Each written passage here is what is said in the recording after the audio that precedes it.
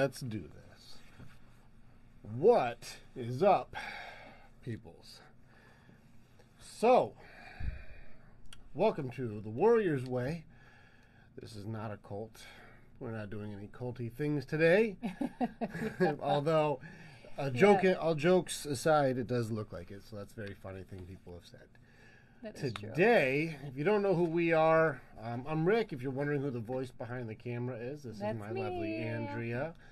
And we can swipe and view more conversations. This is new. Okay. We learn every time. Let's go. So today, what we're going to do, so if you don't know what it is, who is this? Good day. Good day. Hi, from Australia. Nice. Thank you.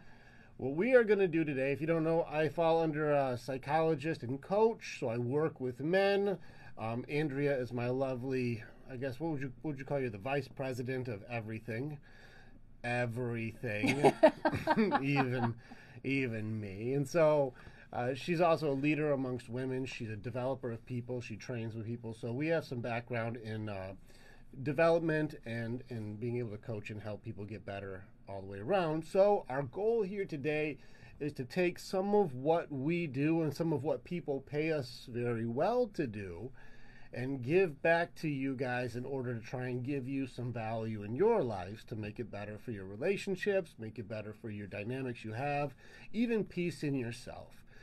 So we're going to take decades of experience and training, and we're going to just give it to you in order to try and make it better. Now, caveat, some of what we're going to go through and talk about is going to be deeper or much harder than what you can type in this little tiny space. So true.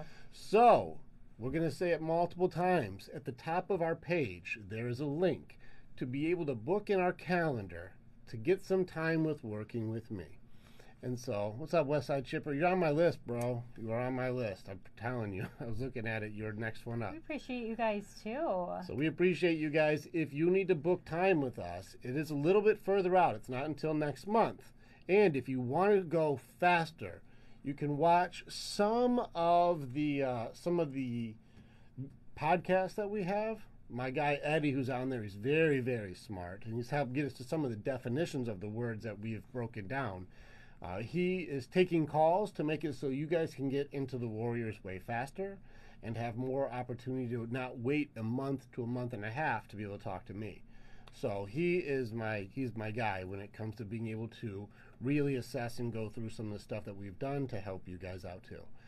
In which case, tons of value there. We just want to make it so there's as much opportunity to grow as possible for all of us.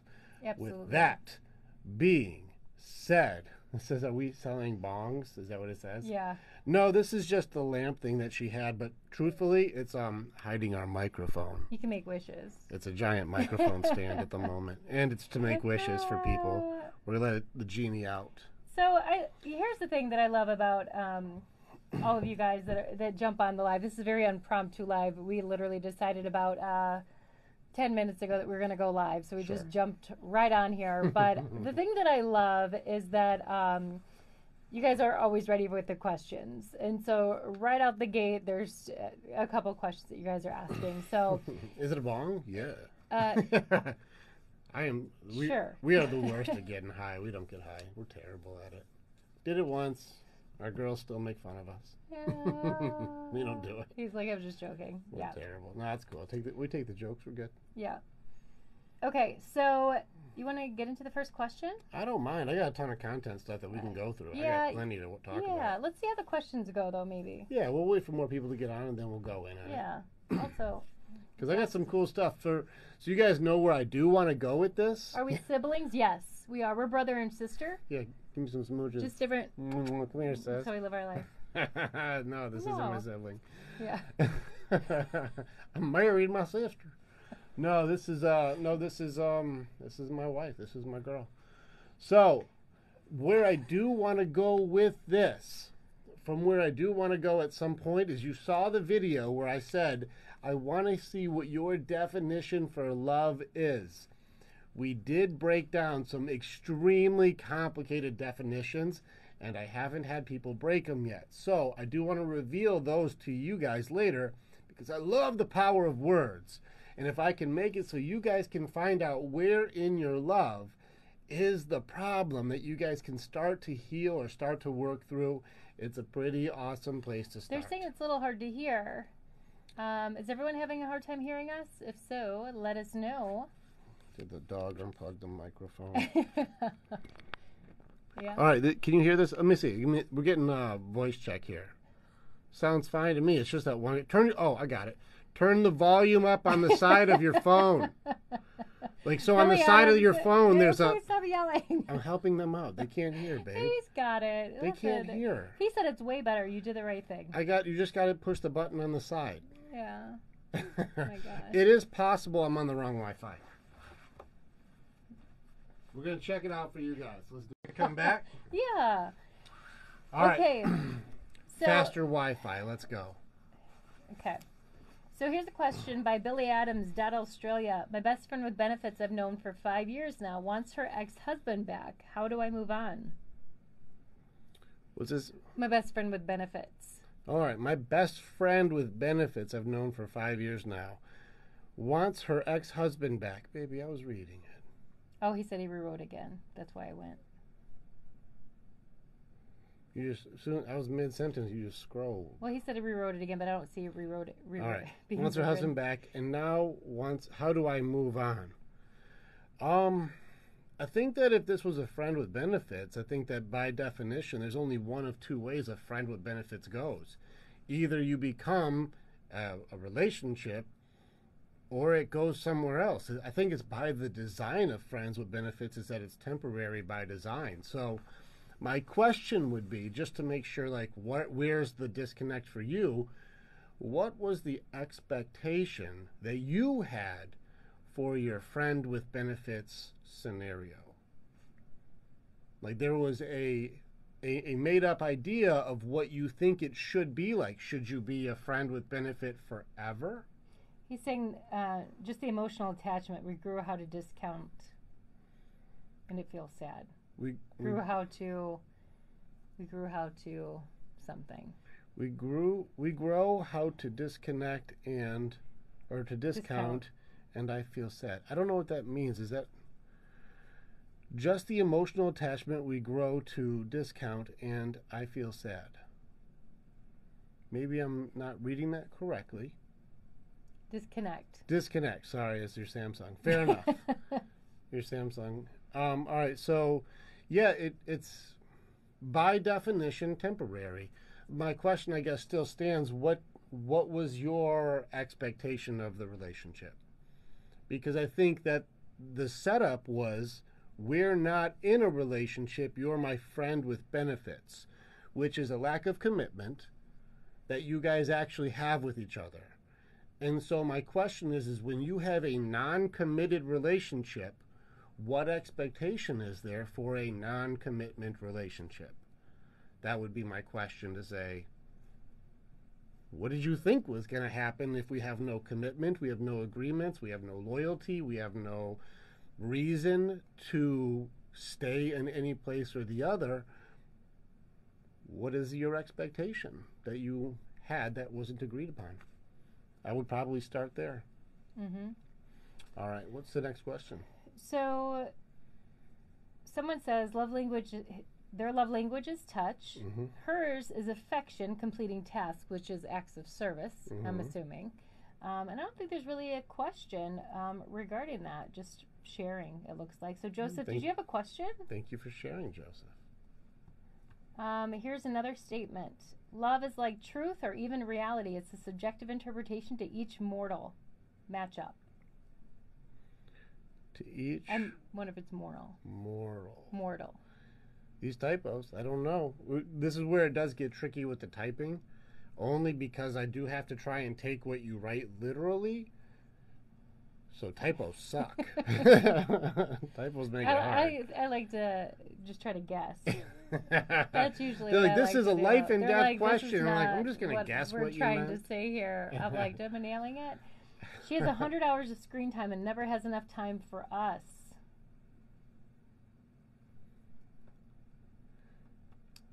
I don't know if you're just saying statements. No, they're just statements. You're just saying statements. Okay.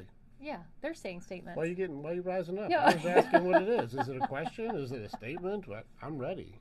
Like, are you just saying stuff, or No, are we doing something? I don't know. People are just saying statements. Just saying. Yeah. Here's a question. What is your opinion on polyamory? I think it's being pushed right now. I don't know why it's being pushed right now, but I think it falls right back in line with people are getting their values broken down. If it really, like my opinion, people's just base value systems are being broken down. And so they're trying to do a lot more of have their cake and eat it too. But the problem is we catch feels. People are designed to connect. We're designed to fall in love. We're designed to care about things and raise our value and importance in each other.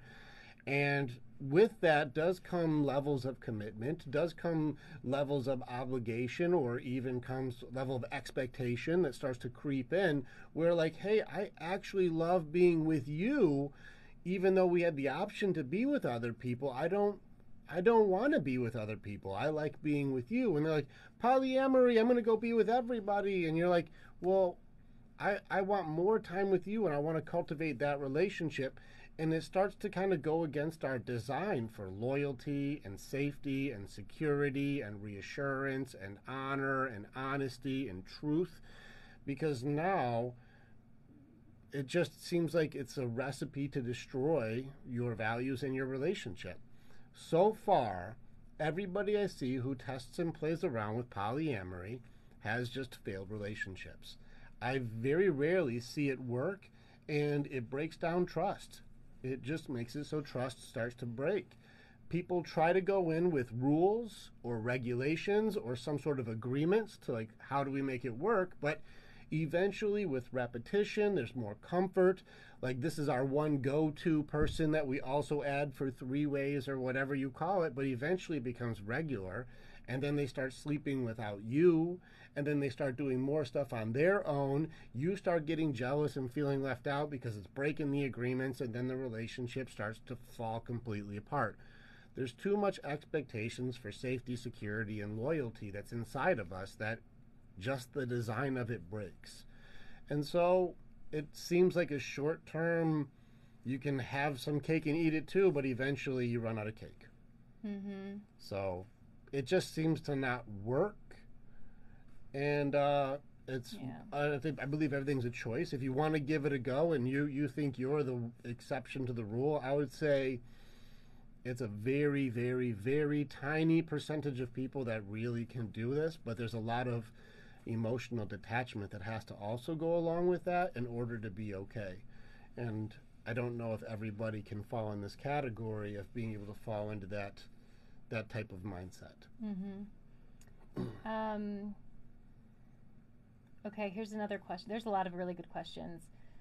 Long distance relationship, girlfriend's love language is acts of service. What are some ideas that he can do to show his girlfriend love, but they're in a long distance relationship? Acts of service is a long distance relationship.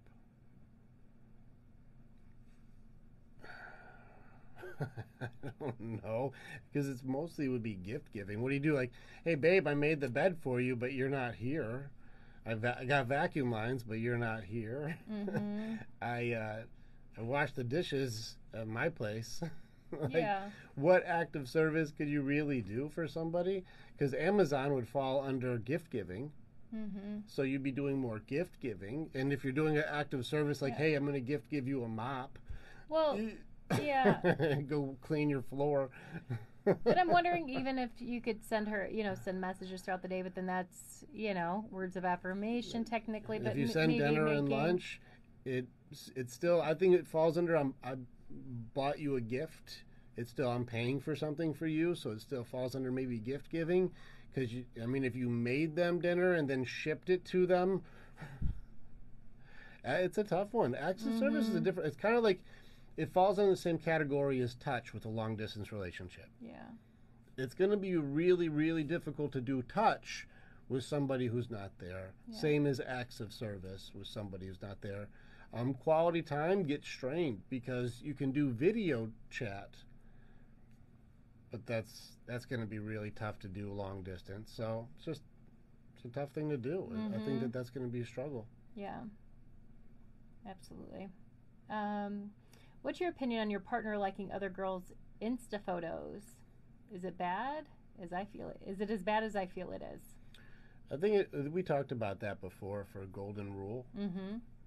And so when it comes to the golden rule on that one, I think it falls into, would you like it if your girl was liking a whole bunch of guys' photos who didn't look like you?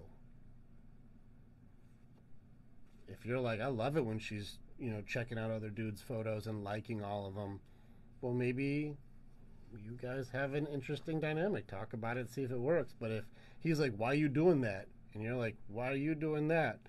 It's probably breaking trust and breaking like the motivation or incentive for it.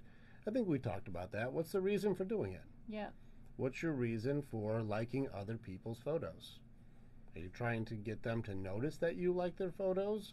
You're saying, I'm just showing respect, because is it really respectful to like how somebody else looks when you're in a relationship? I mean, if you're single, like as many as you like, but if I'm like, hey, I'm with you, I'm not going to go and say, hey, you're hot, you're hot, you're hot, you're hot. Like, I don't think that's a benefit to the relationship. Probably not. What's the best way to start healing after a breakup? How to heal after a breakup? I mean, I would probably say don't get in a new relationship. You do not need anybody else to complete you. And I would probably start doing like activities that really serve your, like what you were always kind of wanting to do. I think a lot of times if you look at relationships, people generally give themselves a lot of restrictions. If I'm going to be fair, being in a committed relationship does seem to have restrictions. I don't have time to go and do this activity I wanted because, we got to go to your thing at your mom's house, or we've got to go do this thing together, or we're going to do quality time night, and so I'm not going to go do, I don't know, Dungeons and Dragons night, or, join a Zumba class, or I'm not going to go, to paint night or whatever. Like, people give themselves restrictions being in a relationship. I'd say find some things that you really enjoy. Do some new things. There's on the movie Yes Man, where he like looks at that board and goes, do you want to learn any of these things? You want to learn guitar, or, go to a dance thing, or check out this concert or whatever? Go do stuff.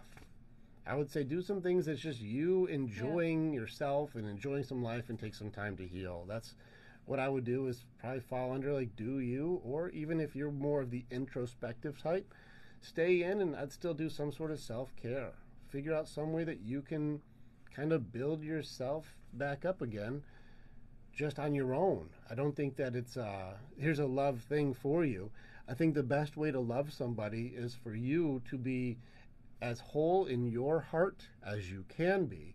Because if you're looking for somebody to fix you or validate you or complete you, you're going to be setting your relationship up for failure, because you're giving them broken pieces of a heart that doesn't know what it wants to do with itself.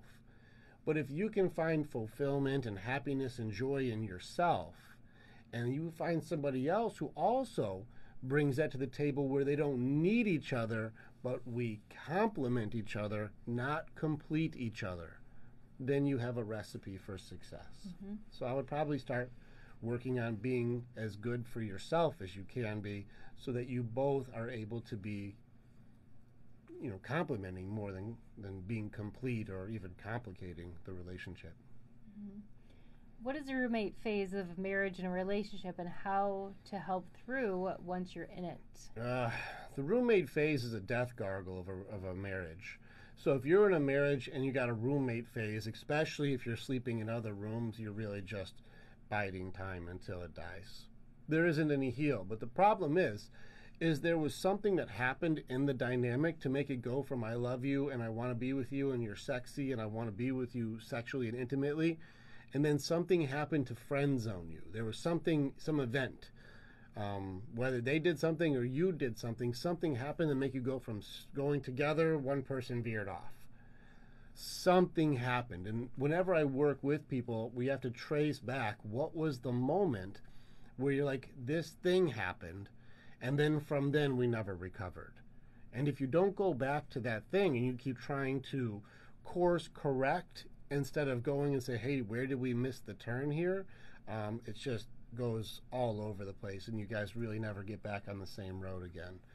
The roommate phase is a death gargle. Unless you can identify what the moment was that went back and work and heal on new agreements or forgivenesses or understanding from that moment, you're kind of just watching your relationship circle the drain at that point.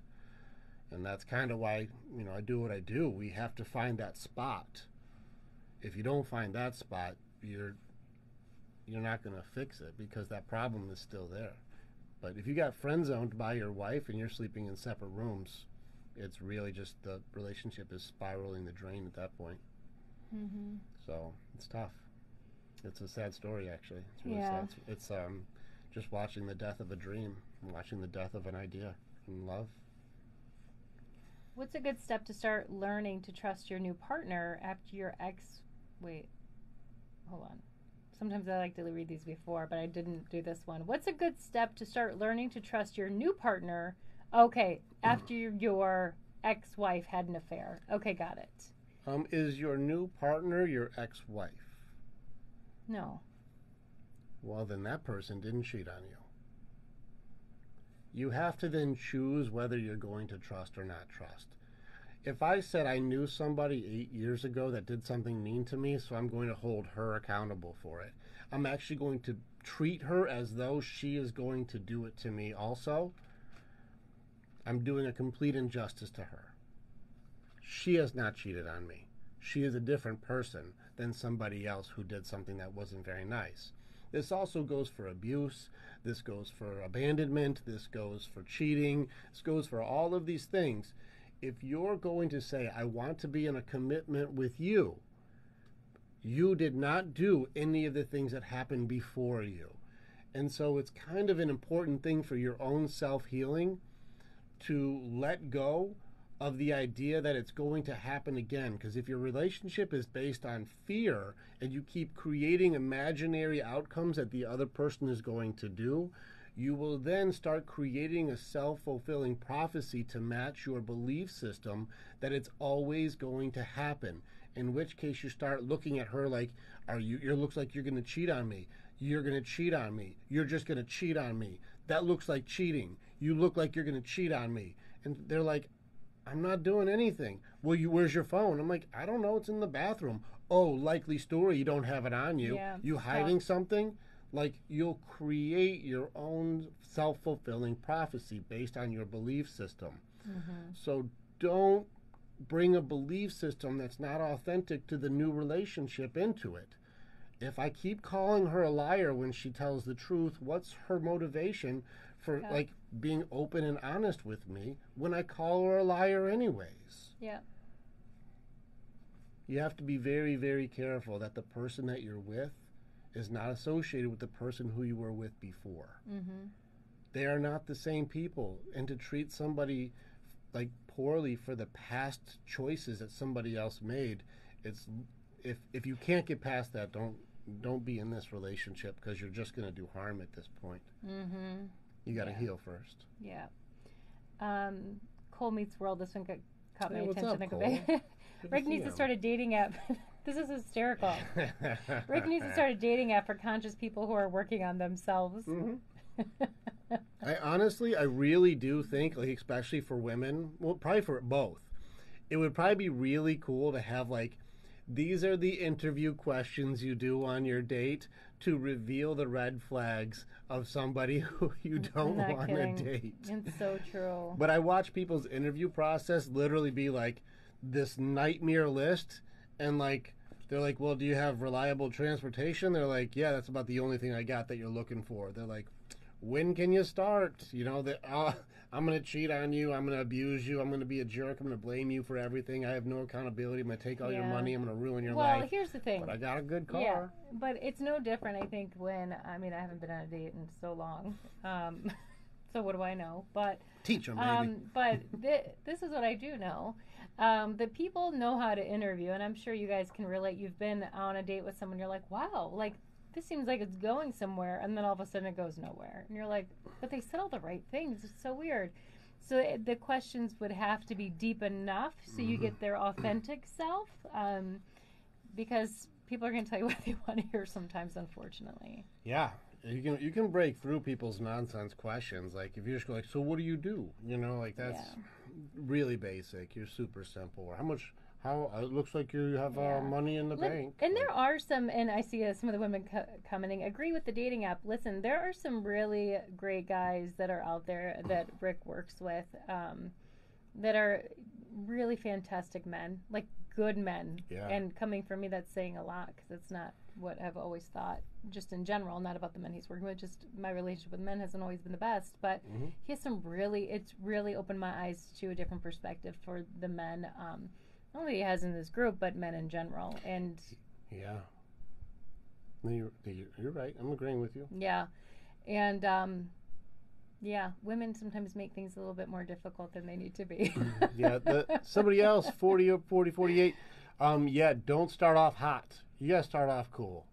And here's the thing too. I'm going to point it out. Then this would be what I would say for date coaching. Ladies will work on it for you. This is what I would say for date coaching.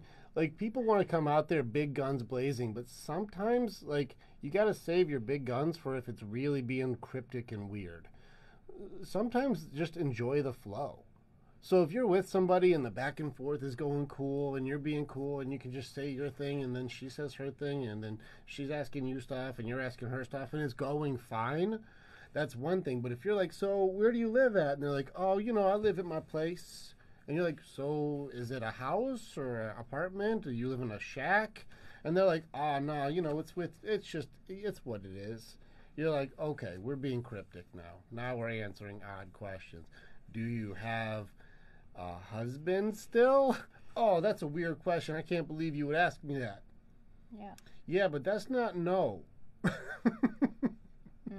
Like, when people are being really cryptic, then you start pulling out some big guns. But if you're having just a really good conversation and then you want to pull out some guns that make it a little more like, let's get a little deeper, like, what are your passions in life, or what are your biggest embarrassments, or, if you want to start getting into really knowing somebody, then you start changing the questions up, or even having some strategy to understand what type of character that they really are. If they were to have a fun scenario that you guys made up, and like, what would you do, and then like kind of just playfully have fun with it.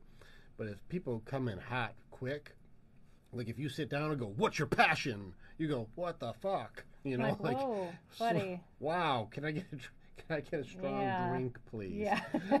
This one's gonna be a long night. He's coming in hot. Like, you may have to slow down with like, hey, tell me some of your favorite things, or what was the best part of your day. Like, start off light before you go in hot. Yeah. Ray says, just remember, it's not about big things, it's about the little things that make a big difference. I agree. Do you have a recommended book to read about healing after an affair? Go ahead. I don't really know if I have any one particular book. I think the hard thing when it comes to that is it's a journey of kind of like self-healing. And the problem with self-healing is that we're all different. And that's why like I'm able to just say, here's the answer.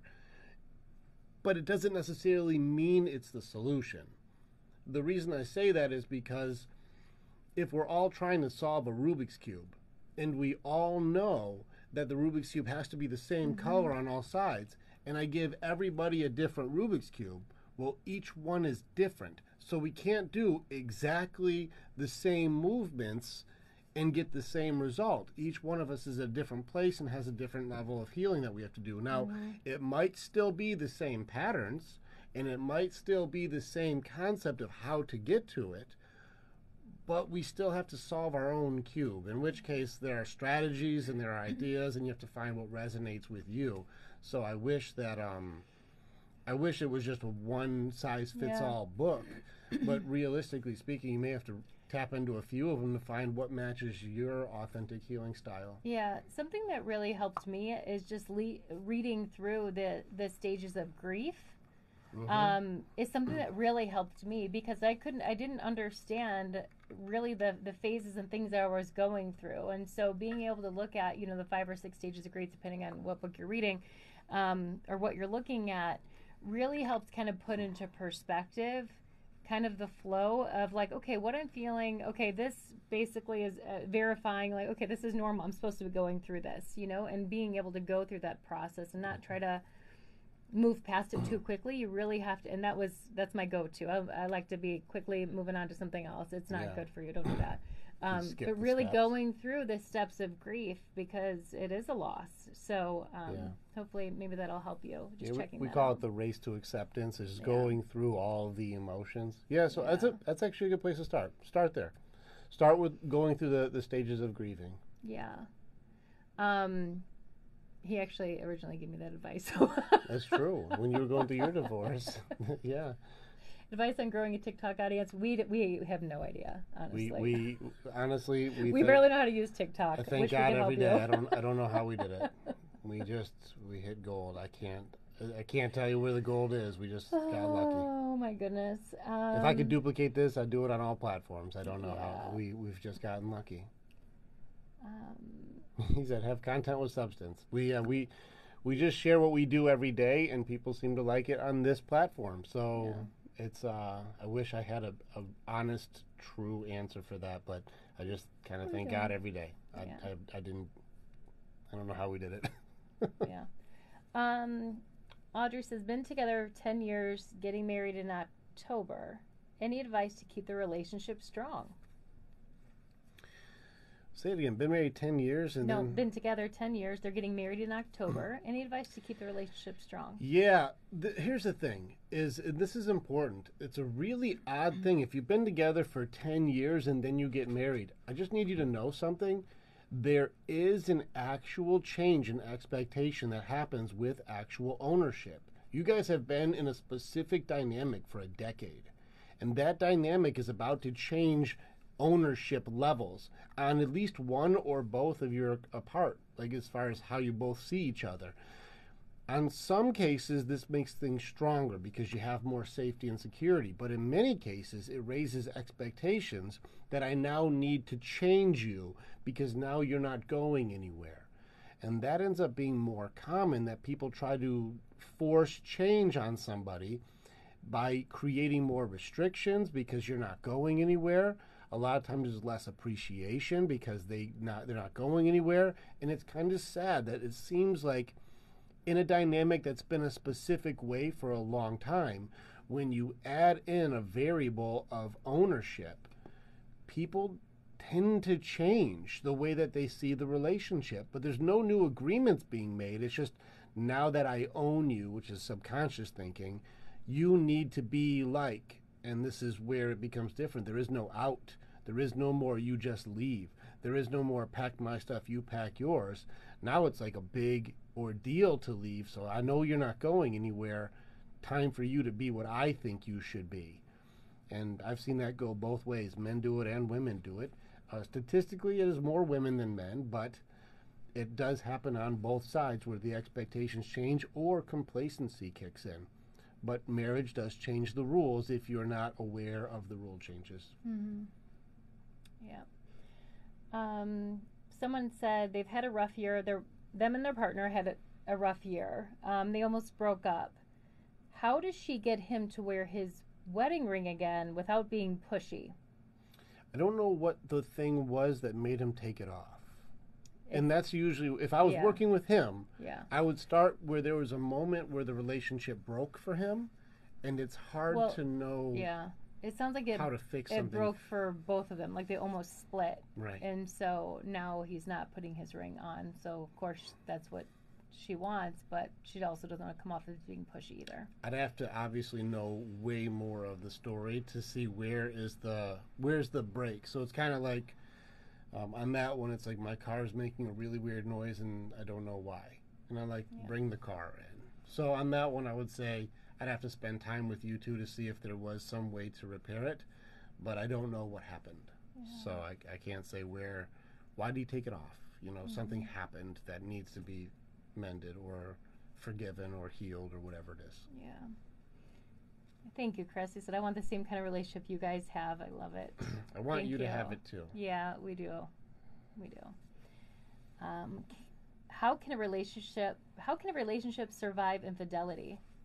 It's difficult. We went over it before. If you watch our other videos that we have where I have the how to forgive after cheating, I go through the breakdown of like the steps you need to do to go through forgiveness.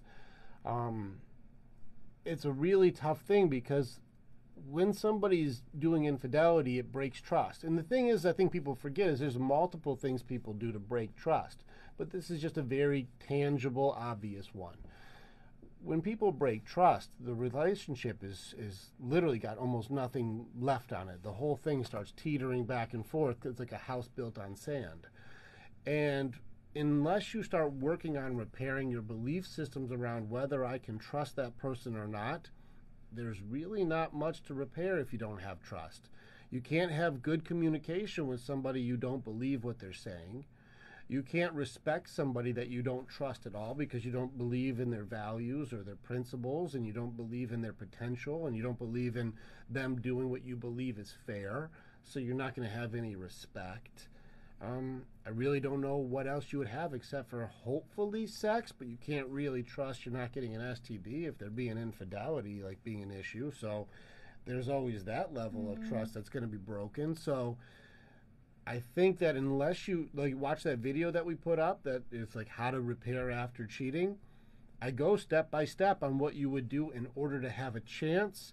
But if you can't agree that you're going to trust each other again, like openly go like, I'm all in, no more chances though, we have agreements, like no more chances. If anything even smells this way, we're done. And you're like, I agree, I 100% am on board with you. If that's the case, well then you guys have at least a chance. But otherwise, it's gonna it doesn't have any chance if you can't get trust back. That's it.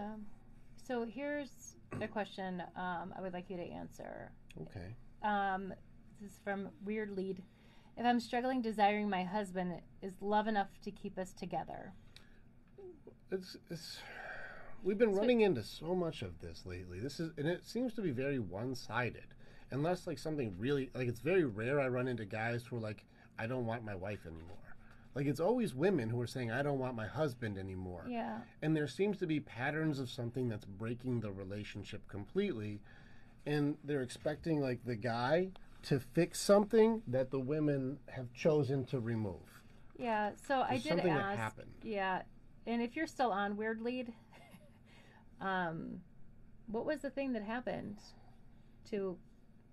What makes you not attracted to your husband anymore? Did he do something, or did he not do something? Did he overshare, or did he become, gain 400 pounds? Like, I think it's been a slow realization that he's just not what I want. Okay, this is the weirder question.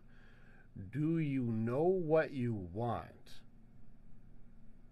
This is the hardest thing for women to answer. Yeah. They've done hundreds of studies for what do women want, and it keeps changing. That's the hardest thing that they found. They've done study after study. There's college after college. It's like, we're going to crack it. We're going to ask the right questions. We're going to figure it out. Thank you for sharing. Thank you for sharing. This is, let's see. Mm-hmm. Yeah. Bartender analogy time. You're not wrong. You're not wrong. Brian says, my wife doesn't want me anymore. This is going to be a really good conversation, just in general, I feel like. Because, and weirdly, if you can just let us know. Are you trying to read and talk at the same time? Well, I thought that was her, multitasking isn't really a thing, clearly. Someone who is passionate about something. He doesn't have any other interest besides me. Maybe. This is a red flag sentence for me, that maybe you're not taking interest in him. Like, if I was in this conversation, you'd be like, he has all of these things he loves to do, but it's not me. Well, why aren't you doing any of the things he loves to do? Why aren't you out there being a part of some of the things that he's passionate about or excited about? Why are you being the roadblock to you guys having quality time together, or learning a new skill, or being a part of something that he loves too. I don't know what it is he's doing. I mean, if he's doing like cliff jumping or something that's dangerous, then I get it. But you can check his gear and make sure he's safe. Like, I don't know what it is that he's doing that you can't be a part of. But I do know that there's something stopping you from saying, well, I'll be a part of some of his stuff too. Like, unless you're trying to say he can't do any things that he loves to do because he has to only love you, but then it'll just build resentment. Yeah, there's a missing piece, obviously. Yeah, she's just saying he doesn't have an interest. Like, sounds like he's just like into her. Like, that's his thing. It's the other way around. He's not doing anything. Every time I ask him to find something he's passionate about, he just gets sad and says, I don't know. Oh, I get it. No, this is the opposite from what it was. I misheard the way you said it. Okay, that was my bad. This sounds more like depression.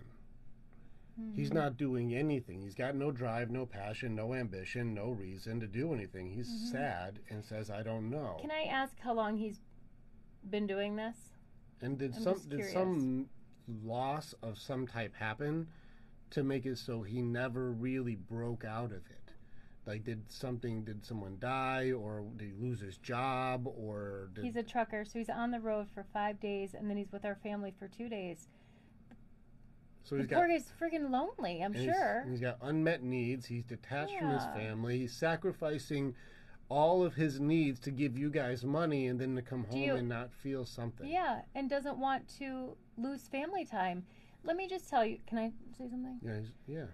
Let me just tell you. Like I could stop you. Yeah, and I'm afraid it's like he is lonely. And here's the thing. And this would be my advice if you were my friend and you and I were talking. Put yourself in his shoes, because you have to you have to try to understand. Guaranteed, he doesn't want to be out there. He doesn't want to be on the road 5 days a week not being with his family. He wants to be with you, and he wants to be with his family. Mm-hmm. But he also knows, like, in order to provide for my family and to help, he also needs to be doing this job, because it probably has provided for you and your family to then do what it is that you want. When he comes home, I'm sure he's exhausted. And so my advice to you, or my question to you is, how long has this been? 2 years. Oh, 2 years. Okay. And I agree. It is tough for truckers. And if you were in that situation, how would you want him to be there for you too? I think that might miss their mark a little, only because that would require a level of like empathy or switching that maybe is not there. Yeah, I try to hold back, because I was telling you yesterday, I'm like, I have to hold back to bite my tongue sometimes, keep trying to jump to the answers or whatever. Well, yeah, In which case, like, just because I work with guys who put in long hours, almost every guy that I know who's sacrificing like a week at a time or days and days away from their kids and their family are like, if you don't get it, I'll switch you. Like, I've got guys that work 100+ hours a week who are like, I'll tell you right now, if you want to go work at this dangerous ass crazy job, I'll put on a maid outfit and I'll make you some gourmet shit when you get home. The house will be immaculate, the kids will be fed, homework will be done, and some Peking duck will be on the table with a honey glaze. I will be happy to do that if you want to switch roles. It really comes down to, he's sacrificing more than he's able to feel comfortable with in order to make you feel happy, and that's leaving a hole in the guy's heart. It is a lot to give up. He wants to be there with you and with the kids, and every single day he's there is just a reminder of how much he's not there. How much did I miss this week for you guys to have money? How much did I sacrifice this week for our family so you guys can pay these bills? How much did I miss again? I missed their first baseball game. I missed the dance recital. I missed the birthday. I missed all these things. But you know what? You guys had the money to pay for it. And there still becomes a big hole in the relationship. Truck drivers have it hard. These guys put it all on the road, and it's really, really tough. She said, I absolutely praise or appreciate him. I love him, but I can't make him not sad. I can't be his everything. He doesn't need you to be his everything. He's not saying you're not being enough.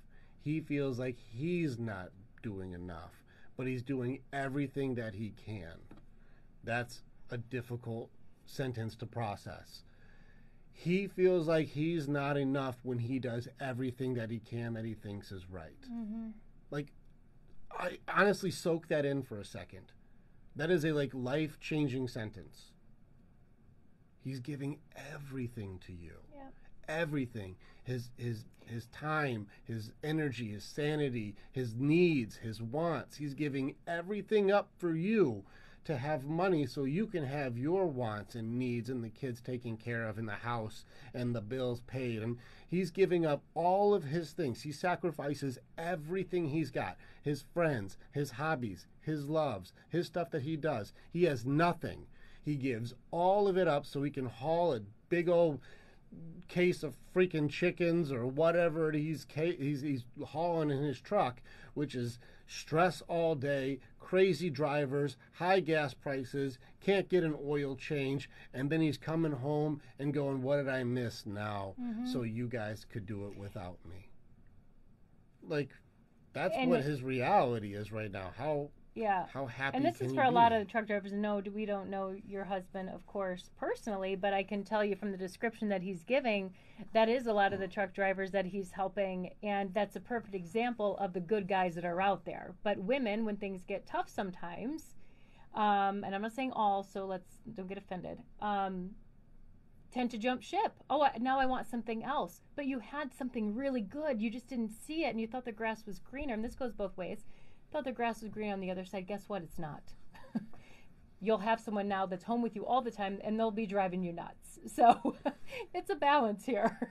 Yeah, and I would just, this is why I said, and this is where it's understand, I'm not trying to belittle. And ladies, if any of you ladies go, what about me? I sacrifice a lot too. Time out for a second and take a real inventory. Like, he'll switch. If you want to go drive the truck, he'll take care of the kids. Yeah. Almost every guy that I have would switch with you, and I'm not being sarcastic. He's like, the road is brutal. Some of these guys, they do this sacrifice because they love you and the kids, but they are not wired to be in solitary confinement forever. They'd rather be with the kids and doing the kid stuff than be in solitary confinement on the road. Yeah. And I'm afraid that's a good question. Have you ever went out with him for a week on the road? Go for it. Yeah, yes. just a question. And we again, thank you for being open and and sharing with us. She said she has once. Do you work? Do you have kids? Would you do it again? Those 3 questions all in one. So thirsty. I'm so thirsty I can drink water. Babe. Recently? How do I know if... Oh, we'll go to that one in a second. Yeah. How long has it been? Since you have seen, this is what he's going through. Mm-hmm. Also, what is his unmet need? This doesn't sound like hobbies or any fun stuff. It sounds like here's something he needs as far as connection that he doesn't get. So I don't know what it is. Yeah, she said, what was the question? You asked 4 questions. Yeah, sorry. I was rambling off the questions. Do you work, and when's the last time that you went out with him on the road?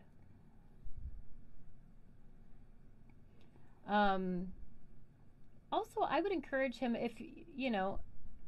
to book a call with Rick too. If he's someone, I will tell you that there's people on this live tonight that Rick works with as well, and a lot of guys that are truckers have a hard time because it is so lonely, and they do benefit from being in the men's group because they have a team of men. I got a few guys who work late and all kinds of stuff that'll jabberjaw with these guys and make it so that the drive is a lot more fun. Yeah, you have 4 kids, so there's a lot going on at home too. So you're trying to balance everything at home. He's out there wishing he was home too. January 2020. It's been a few years. It's been a few years since that quality time that you guys have had is there. You guys got 4 kids at home, and he's missing 4 of his people grow. Yeah. If he can do some local gig, or there's some way for if you guys can find some way to make it so he doesn't have to be gone 5 days, he'll be a much happier man. Yeah. So he may have to do some sort of change to local, travel, which pays less money, but I don't know how you guys do your finances to make it so there's a chance to save that dynamic. So it's pretty important for you guys to try and find another solution. Mm-hmm. And the operator, I just tagged you. Oh, now I'm afraid. That's No. Daniel, right? Well, I don't usually. No, I was talking about something else. Of course you were. I was talking about what I was talking about. You were talking about what you're talking about. Silly. So the operator, That's my dude. I put the link in. You were asking about book a call, so I put the link. So just click on the link. It's also at the top of the page too. Scroll all the way down. Yeah.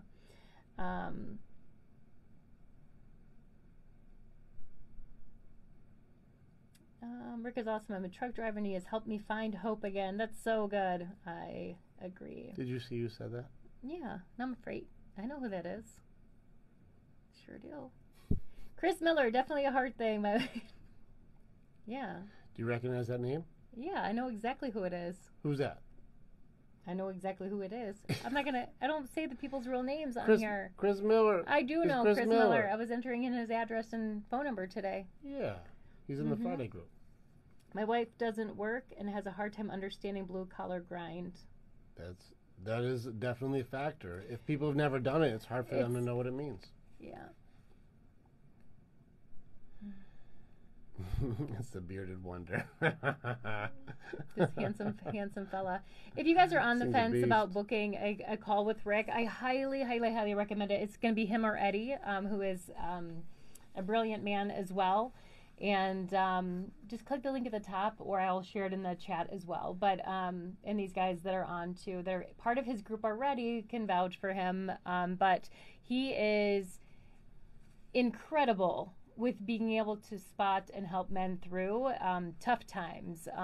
So many different things that they're going through. So yeah, we book a call. If right now I'm booked out pretty far, but Eddie, if you want to know who that is, if you click on the link at the top and go to the podcasts, you can see some of the conversations that we've had.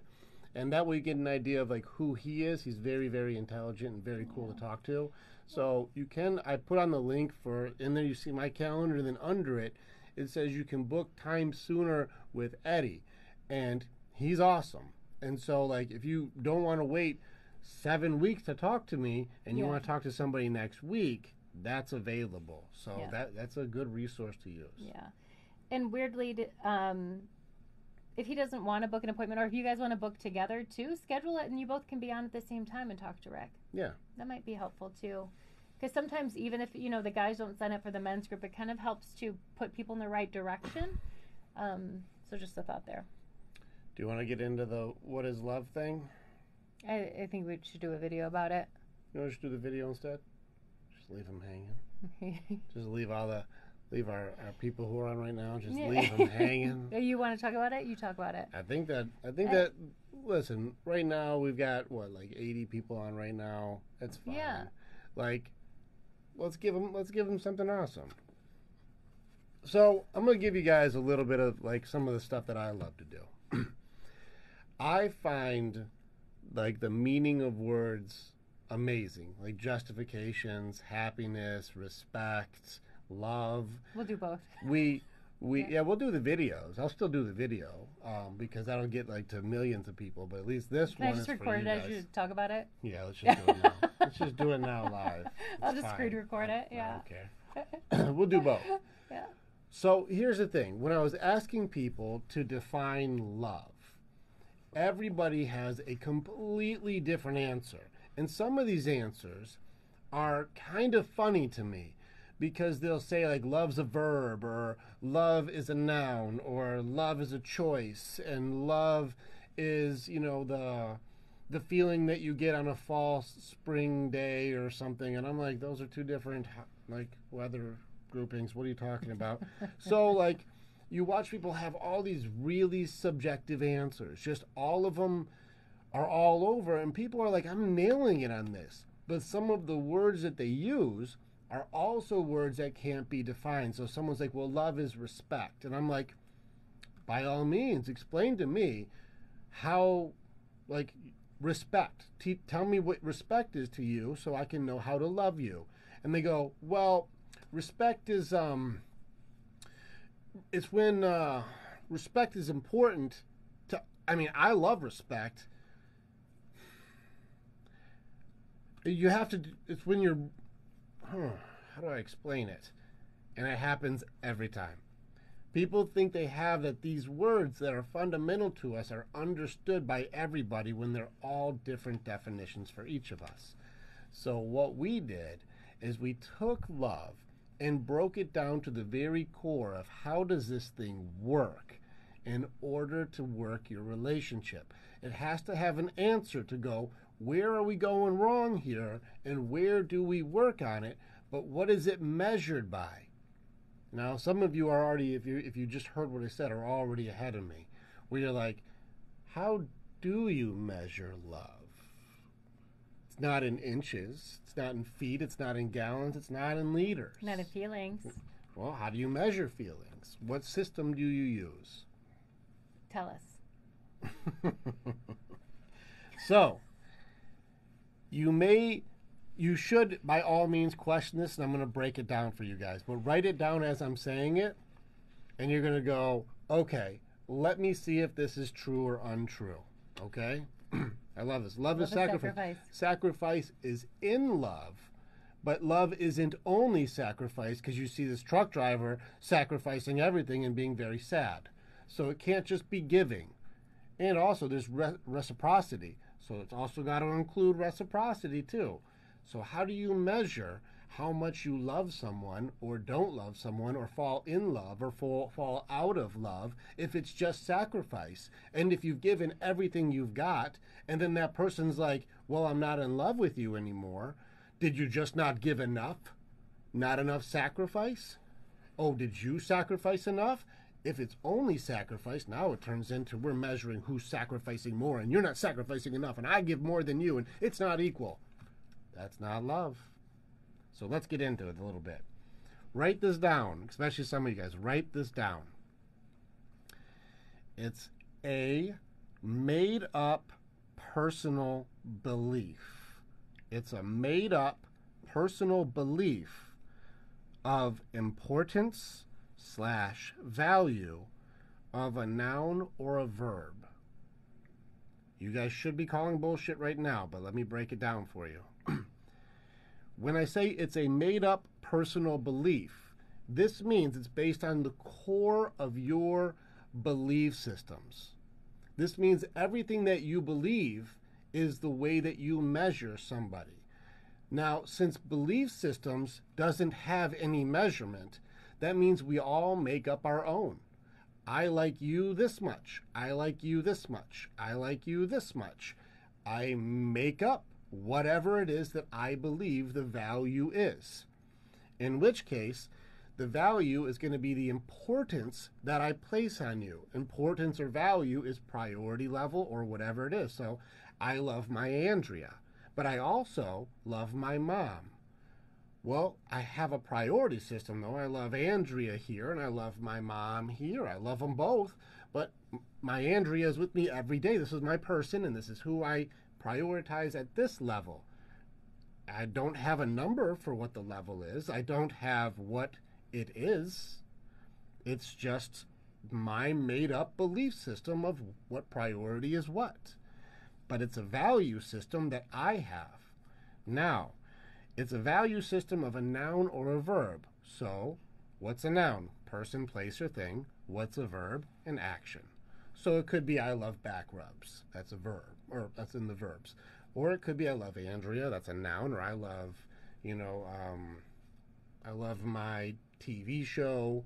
I love, the mountains. Whatever it is, a person, place, or thing. It's going to be that. And so, it's a personal belief system of value that you have in a person, place, thing, or action. When it comes to loving somebody else, you make up the value system or the belief or perceived value that you have and how much you love someone based on whatever made-up criteria that you use to say I love someone. The hard thing is it changes sometimes. When your belief system, which is the core fundamental piece of you that you will live and die by, it's also changeable in a second. I'll give you an example. Her and I love her very much. We have a stable, solid sex life. We have a solid relationship life. We have good communication. Everything is going well. My belief system is our entire system is good. And then I come home early one day and catch her in bed with my brother. Now my entire belief system just got shattered in 1 second, because now family problems, now our dynamic is ruined, trust is broken, people in the family are choosing sides. Everything just changed in 1 second. For what my belief of solid, good relationship was is now a complete catastrophe of what solid, good relationship was. My belief system has changed. They'll always keep evolving with more information. The more that you know, the more your evolution of your beliefs is going to change. And so you can believe in one thing or believe in another thing, and then it can change in a moment. And that's why the beliefs are tricky. Same thing with I trust you, and now I believe I can't trust you. Right. That happens in a moment. But that system of trust is based solely on my decision to be able to say, I am going to do it or not. Right. This is a made-up system. There is no, like, you've got to earn my trust back. It takes 14 woo-bloobs. That's the measurement, is woo-bloobs. Each woo-bloob, it takes 2 weeks to get a woo-bloob. And then after 6 woo-bloobs, then I start to let you in a little further, but I have to get at least half a year of each woo-bloob all put together for us to be able to trust. I'd be like, get out. How many woo-bloobs is it for you? 1. Oh, wow. You know, so we don't have a measurement. We're just making up stuff at this point. Yeah. So if there's a problem that you're having, check your belief system on what has messed up the value that you perceive your relationship or your potential of your relationship has. Because if your relationship has lost potential, it doesn't matter how many woo-bloobs they've got. What's that? I've been through too many woo-blooms. So, are you ready for me to ask you a question? Go ahead. Someone's asking, are the person and the relationship loved separate? Are the person in the person and the relationship loved separate? Our person. So do you love the person and the relationship separately? So like you can love me or I can love you, but together the relationship, like I love us together, I guess more like individual. Like is it the same? That's a good question. Okay, let's word it differently because that wording is trickier for me. Let's word it. As far as your relationship, what is a relationship? Right? Let's start there. The relationship itself is an idea. It's a dream. It's an idea. You guys share a dream that it'll be better together than it is alone, and we can grow together. You can love the idea of a dream. You can love the idea of a dream that you guys had talked about, that we're going to grow and make each other's life better. You can love that by itself. And then have the person who doesn't seem like they're adding up to the dream itself.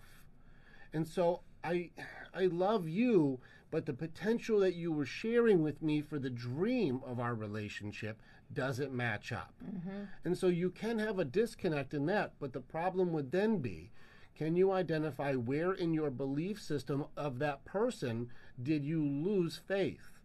Where did you lose, like, you don't have the potential to be the person to fulfill my dream of a relationship? And are you accurately and specifically able to say what your dream of a relationship is? Mm-hmm. Because if it's changed and the other person doesn't know, you're only going to fail. Yeah. Because you've changed the rules, but they don't know you changed the rules. And now it's like, well, my new dream is, but you don't fit in that one the way that you fit in the old one. And they're like, I'm still on the old one. Well, this is 2.0. You better get an upgrade. And you're like, I didn't know that we even changed it. We were doing this, right? What? Yeah. I thought I was on Woo Bloobs. Now I gotta do an update? What are you talking about? So, this guy says if you have good beliefs, so he's using the example that you gave, right? If you have good beliefs, is it good to change your beliefs when something happens, like in the example you gave? Did you say, is it good?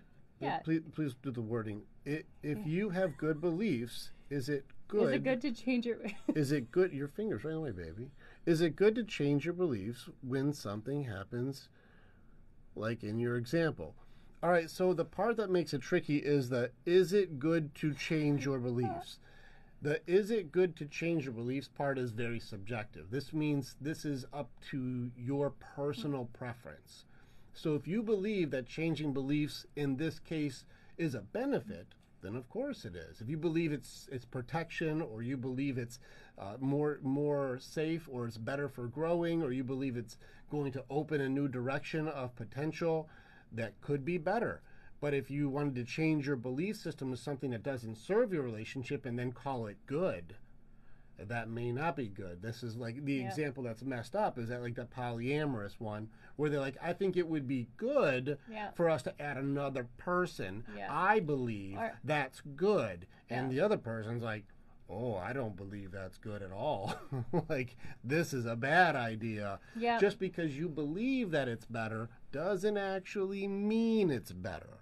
So this is a subjective question. So that makes it very difficult to go, there's an absolute answer. Do you think some people get married based on the potential of somebody else? 100%. I agree. Absolutely. I agree. So think about some of the professions that people, like for example, if you meet in college and somebody is going to be a thing. I'm going to be a lawyer or a doctor. I'm going to be a thing. That is part of your mate choosing potential. Or if somebody's a rock and roller and they play guitar in the band and someday they could get famous and that could be awesome and that's a lot of potential. Right now he plays in a garage band and makes like no money at all. But there's potential to be great. People love the potential of things. I'm an athlete. I could get signed. You know, like there's potential to be great. But it doesn't necessarily always pan out that way, and that's why relationships start to struggle with reality over the idea of what could be. But yeah, absolutely. People are very attracted to what is possible. If somebody has like all the fundamental pieces, of course. Follow through is the hard part. Right, but I think career aside, sometimes I've known people that get married because they, you know, especially as they're getting older, they're like, okay, I found someone, they don't meet all my criteria, but I'm gonna get married because I could see them as a husband, right? I could deal with this, and then they'll be a good dad, so I'm gonna marry them, I'm gonna have their kids, and then, you know, I'm gonna fall in love with that potential, which is typically their own potential of wanting to be a mom or have kids or get married. Not the best way, but that does happen. I don't know if I would put that under potential. That sounds more like settling. Yeah, maybe. That doesn't sound like this could be great. This is more like, I guess I'll do that just because. Well, I guess I'm looking at it as like that's the potential for them, I guess, to be able to now say I'm married, now say that I'm a mom. Like, that's how I'm seeing it. Not necessarily settling. I guess what I'm saying, that's not potential. That's just I would like to have a status. Yeah, the potential status. But that's a real status. There's no, it's not potential. Well, potential it's like, that becomes I am now true. married. Yeah. So then if you were looking to the future, like the goal is to say I'm married, well, now I am. Yeah. I'm just so big on words, so I want to make sure that, like, it really does matter, though. It does matter. If someone's trying to say, like, I want the real answer to what it is that I need, true. And people aren't using the words that make you get there, it does matter. Yeah. Should humans try to love unconditionally? I don't think it works. Or accept that love is very conditional? Love is conditional. You know how I know? There's divorces. A lot of them. Like if love was unconditional, that would mean there's no rules there. Everything is just forgiven. There is no condition. Yeah. I don't believe that love is unconditional. Our love is not unconditional. If I do something that goes against our dynamic, this became very conditional. Like, no, love is not unconditional, or else there wouldn't be divorces and you wouldn't have bad relationships. Mm-hmm. It's highly conditional. You're going to say, well, I love my kids unconditionally. When they grow up and they're assholes, you don't go, it's no conditions. You go, I still love them, but I don't like them. Like, that happens too. Yeah. People become things that are like, he's not nice. He's pretty mean. And it's like, well, I guess I love him, but I don't want him around, so I can't say that there's an unconditional love. Love is highly conditional, or else you would never break up with anybody. Yeah. Another comment. I've definitely fallen in love with potential of what my ex could have been. Correct. Mistake learned. Well done. Yeah. That happens to everybody. Yep. That's true. That goes back to having the better interview questions. Yeah. We're going I'm to come about up to with be them. a famous singer. You're like, all right, we got a 0.0003% chance of that happening. You better be Eminem right now, or else it's not going down. Mm-hmm. Where's your hit singles? What do you got? Let me hear some of your music. They're like, oh, we gonna love. Yeah, yeah. And you're like, and we're going to have to find a different thing. Yeah. That's not going to cut it. Mm-hmm. Cole Meets World says, I feel like I still get hung up on my ex's potential and need to snap myself out of it. Yes. Yeah, it's actually a trick that we do is you have to recognize the reality of what things are. And this goes into also part of your loss system. Odds are you have a dream or an idea that could have been great with that person, but the reality does not match up to that dream. Mm-hmm. And so when you can really go through the phases of loss to get to the acceptance of that's not actually real, you might still be caught in denial and bargaining. Yeah. Bargaining is mostly a very hopeful, make-believe area of what could be and wouldn't that be nice, and if I just had one chance and if only she would and if I could just do this. But it's like probably 99 out of 100 in that one doesn't go that way, so it just hurts. It hurts because it's make-believe hope that gets taken away. Yeah. So I remember when I was going through my divorce, my ex-husband, before we were actually divorced, said, as you're going through the phase of like, I want you back. I want to be with you. And so much craziness had happened that it changed me as a person completely. And I looked at him and said, you don't even know who I am anymore. I completely am very different. Like the person that you used to know no longer exists because of all the shit I've had to go through being in this marriage and going through this stuff. And for some people, just saying that out loud helps them kind of get it too, if you're on the other side of things. Mm-hmm. Here's a funny thing for you guys to think about too. We're talking a lot about potential. What is it? Yeah, what is potential? What is potential? Potential is... Need some space. Dang dog. So I know you're talking to me? What's potential, babe? Did you guys hear that? He was like, give me some space. He was talking to the dog, and under my breath, I'm like, I know you're not talking to me like that. Just kidding. Anyway, what's potential? You want to take a crack at it? Buddy, come on. What are you doing?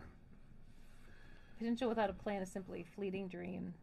Potential. What do you got? You want to take a crack at it, baby? What's potential? What is it? Do you believe people have potential? Yeah. What is it? I see it as a positive thing, right? Because people don't have negative potential. What are you talking about? People have potential to be serial killers and jerks all the time. There's potential for us to go either way. Yeah, I guess so. It's just a direction. So everyone's got potential. Yeah. You think it's a judgment? No. Potential. Well, it's looking at things good or bad, so wouldn't that be a judgment? That's your judgment of what you think someone's potential is, but potential itself isn't a judgment. What do you think it is? Thanks for taking a crack at it, though. No, because I know that you've already got something figured out. Well, so I'm like, just say it. I think that West Side Chipper is working way closer to it. So what I was going to say is it's possibly a belief of worth. Oh, yeah, West Side Chipper just said it, too. Nailed it. Just kidding. So potential is also a made-believe belief system of what you can and can't do.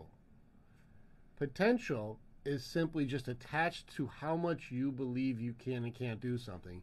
This is linked right to beliefs. Remember, it's made up though. How much potential does somebody have? People are like limitless. And it's people have unlimited potential. Untrue.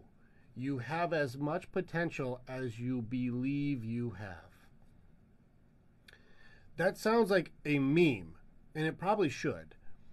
You have as much potential as you authentically believe that you do. That's that whole Henry Ford quote. If you believe you can or you believe you can't, either way, you're correct. If you believe you have potential to start a business and do well, or to have a successful communication in a relationship, or to get better at a skill, or to learn something new, or to get your degree in this, or to, build this new thing that no one's ever done, like have an invention. If you believe you can do it, if you believe in your potential, you will give an effort that's directly perspective, like to how much potential you believe you have. You'll put in as much work as you believe you're worth putting the work in for.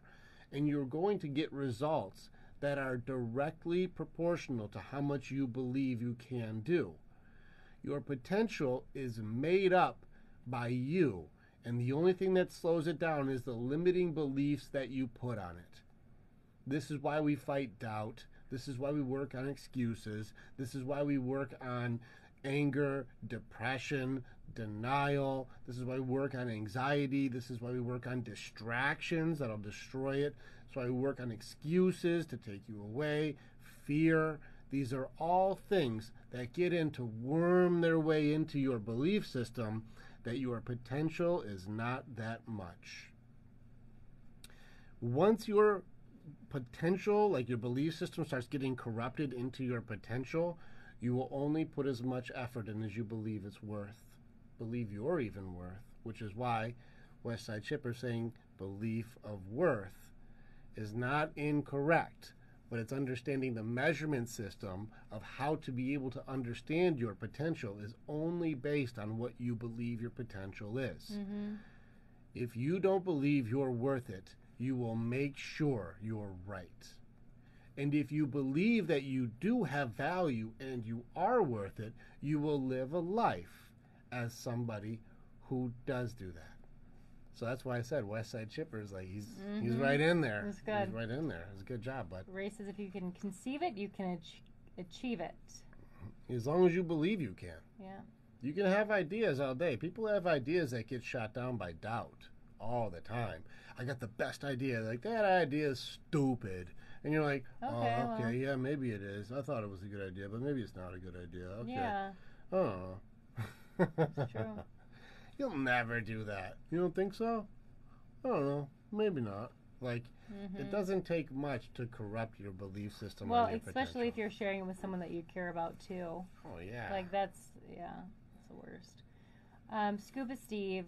Scuba Steve? What do you do if you feel your partner is just holding on until the other partner breaks it off?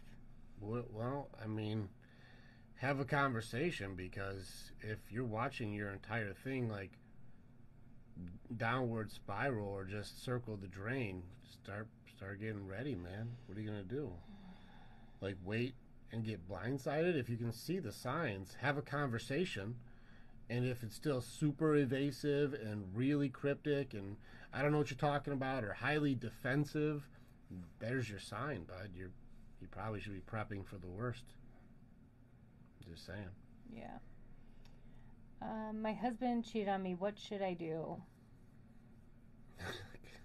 Just imagine just some of the worst advice we can give. Get him back!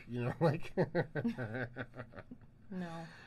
It's a tough thing. If your husband's cheating on you, guys broke trusts. Do you believe that you can repair the trust in your relationship, or that he will never, ever do it again? Like, that's pretty much a yes or no answer. Do you believe that you can repair trust, and do you believe he'll never do it again? All right.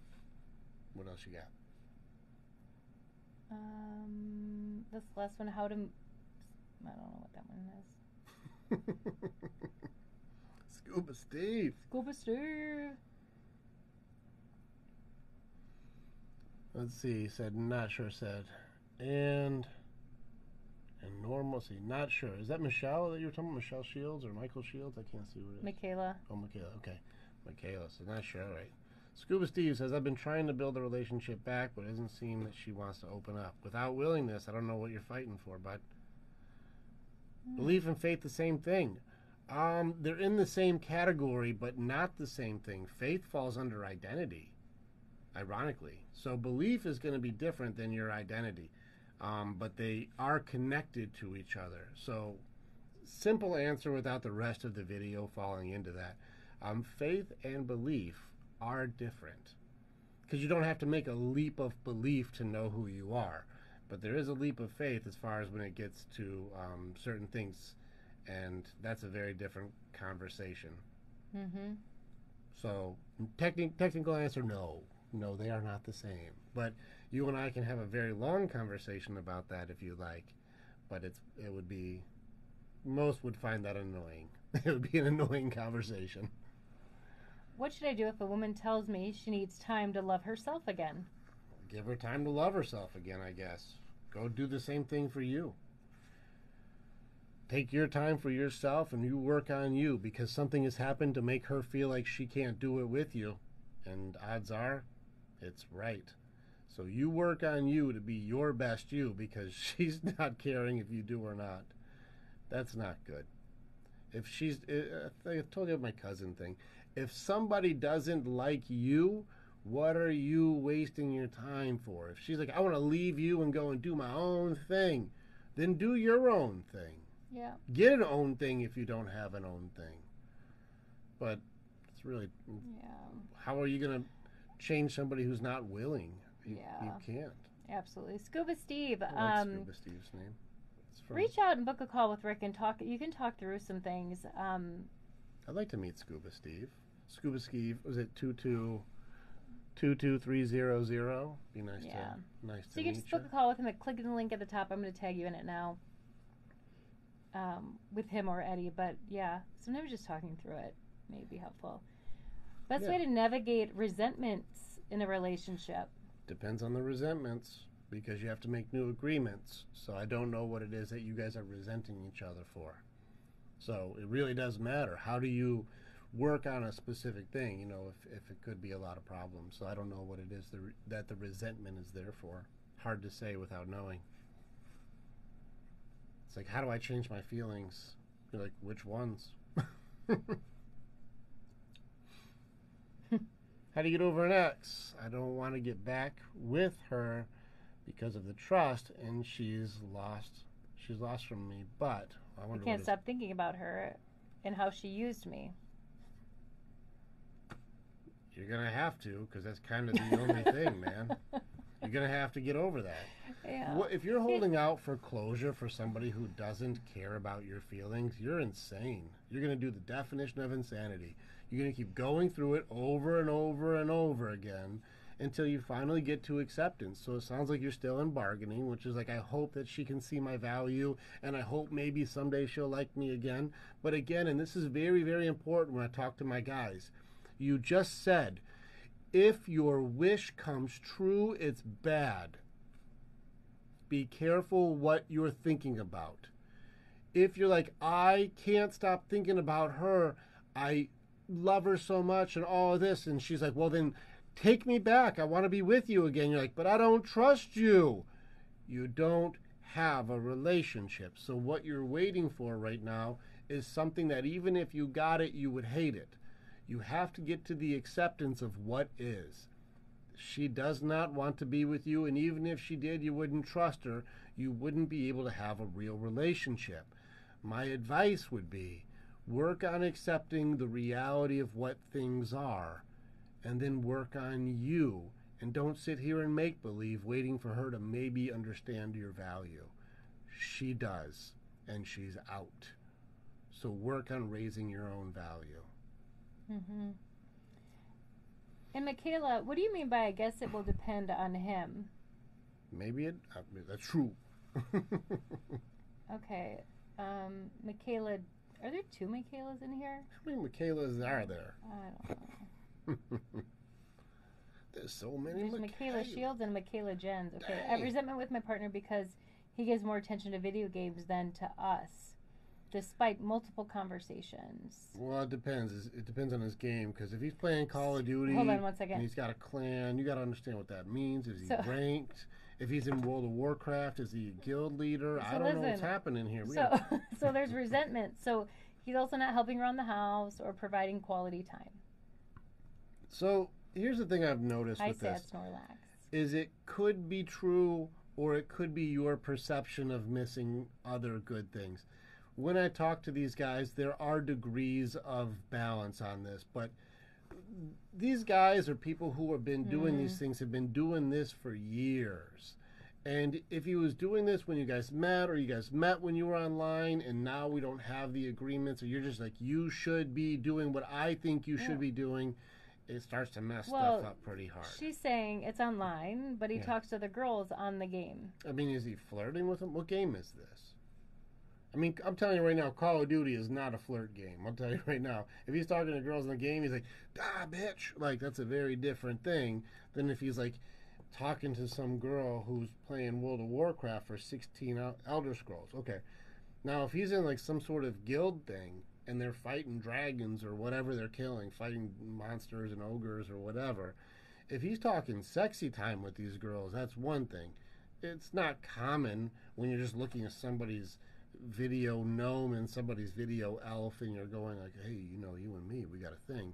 Like, it's not super common, but it does happen.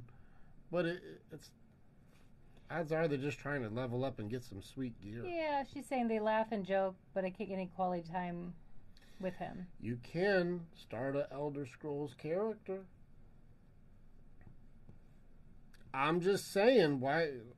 Listen, if you were playing Elder Scrolls and I wanted time with you, and you're like, well, start up a orc, I'd be like, I don't know what that means, but I'll do it with you. Rick likes video games. Like, he's a total nerd, right? I'm a nerd. Yeah. Nerd, correct. I don't get any of it. Like, he's played it since I've known him. I got into it for a second because I'm like, okay, let me understand. Let me at least try it out. Let me see if I like it. If he plays games now, I know that's not for me, so I'm like, go ahead. Go ahead. I hear you, though. If he was all of a sudden just chatting with random girls and flirting, that would be an issue. But he doesn't. It's just the boys. I can't read any of these, babe. Okay. That's what we do. I also have a high balance on this video game. I don't play any of those games on purpose. I on purpose didn't buy Elder Scrolls because I know the commitment that it takes. I on purpose don't play MMOs because I know the commitment that it takes. So I play games I can play for 20, 30 minutes, and that's all I need to do. That's me. And so there's a balance that can be done, but I mean, like, this is a tough thing where, like, is there an agreement of, like, hey, when do you raid, or when do you guys do your gaming time, or when does your team get together? And then is there any way for you to maybe take interest in some of the stuff that he likes also? If there's a possibility to at least understand or be a part of his world. I think something that women do is they say, I need you to do more of what I want, regardless of what you like. Mm-hmm. Well, what if you did what you're asking and maybe took an interest in what he likes too, and maybe he'll take an interest in what you like also? And that golden rule mentality is something that I kind of think works a little bit better. Is like, why don't you do something that's not in your comfort zone for him because you want him to do something out of his comfort zone for you? Well, I think it should be, and should is a dangerous ass word, obligations that he should be doing this and he should do that and he should do this.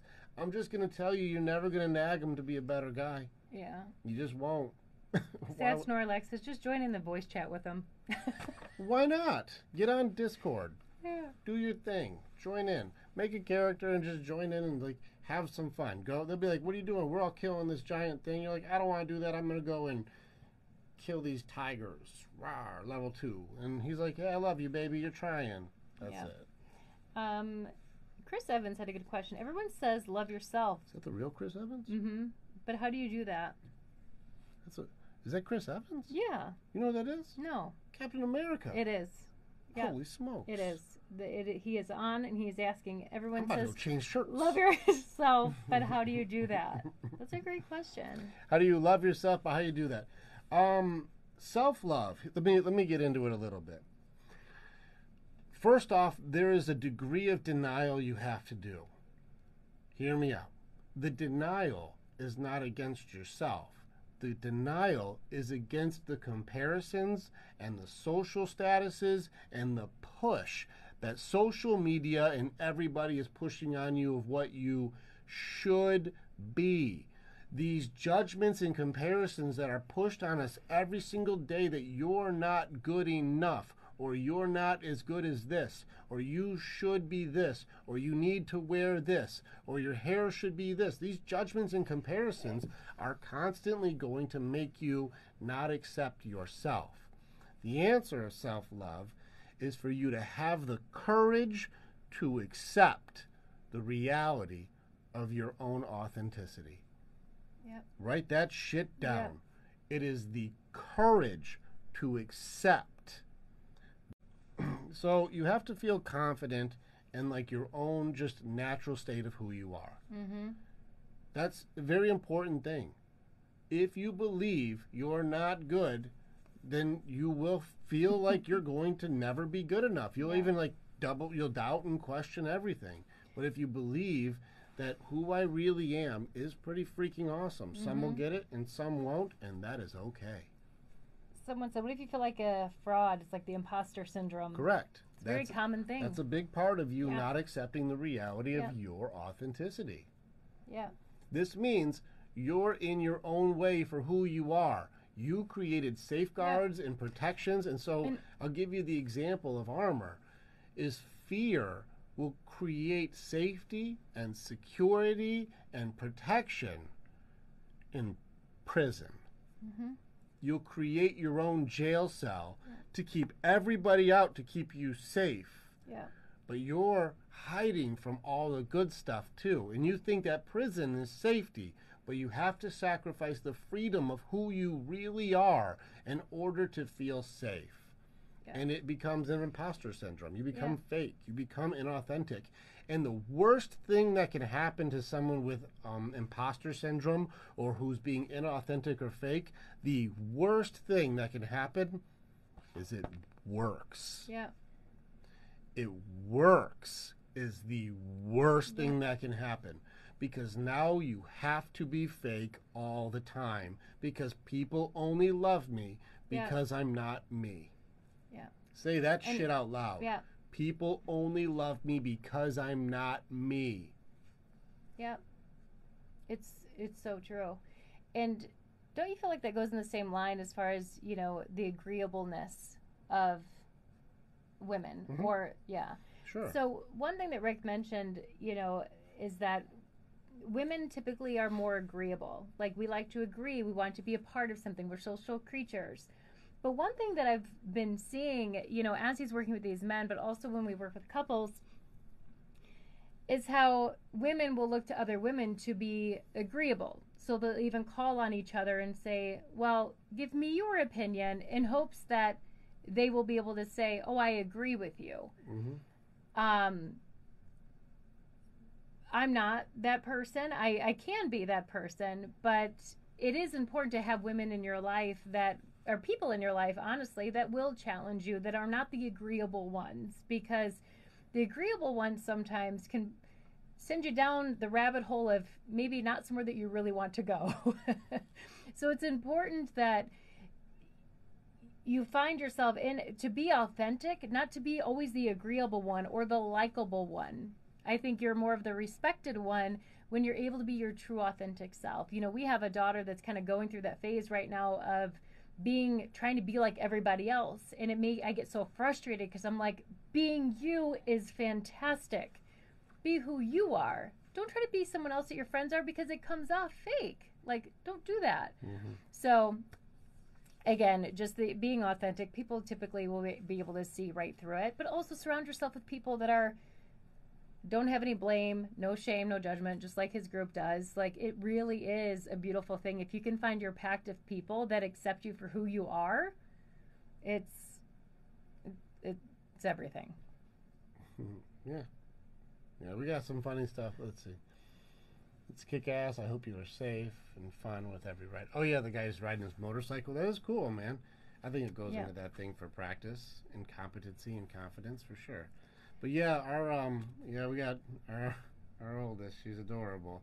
We try and talk to her like, sweetheart, is that really you? But she's trying to find her way. It's unfortunate that, like, when I know how that works, and I'm like, sweetheart, this is the hard way, but the stove's on. You're welcome to touch it. Everybody's watching. She's like, pshh. Like, ah. Yeah. So it's all right. We have to. She's not gonna die from it. It's not gonna do irreparable damage. Yeah. So we're like, you know what? You got to fall on your face a little bit. That's okay. Yep. Scuba Steve, where's the group? I'm in. So, so what I was saying is just click the link at the top or the one that I sent you, and you can book an appointment with Rick. Once you book the appointment, he'll talk through some things with you. But the first call, it's free to have it. And I also have to see, like, is our group and you a match? Sometimes what we do isn't what some guys need or what they want once they understand how it really works. There's a lot of accountability, a lot of authenticity, a lot of being real that some guys aren't prepared for. And some of it goes really, really deep, really fast. And some people are really in denial over some of that stuff. So I have to have a conversation. We don't just let everybody in.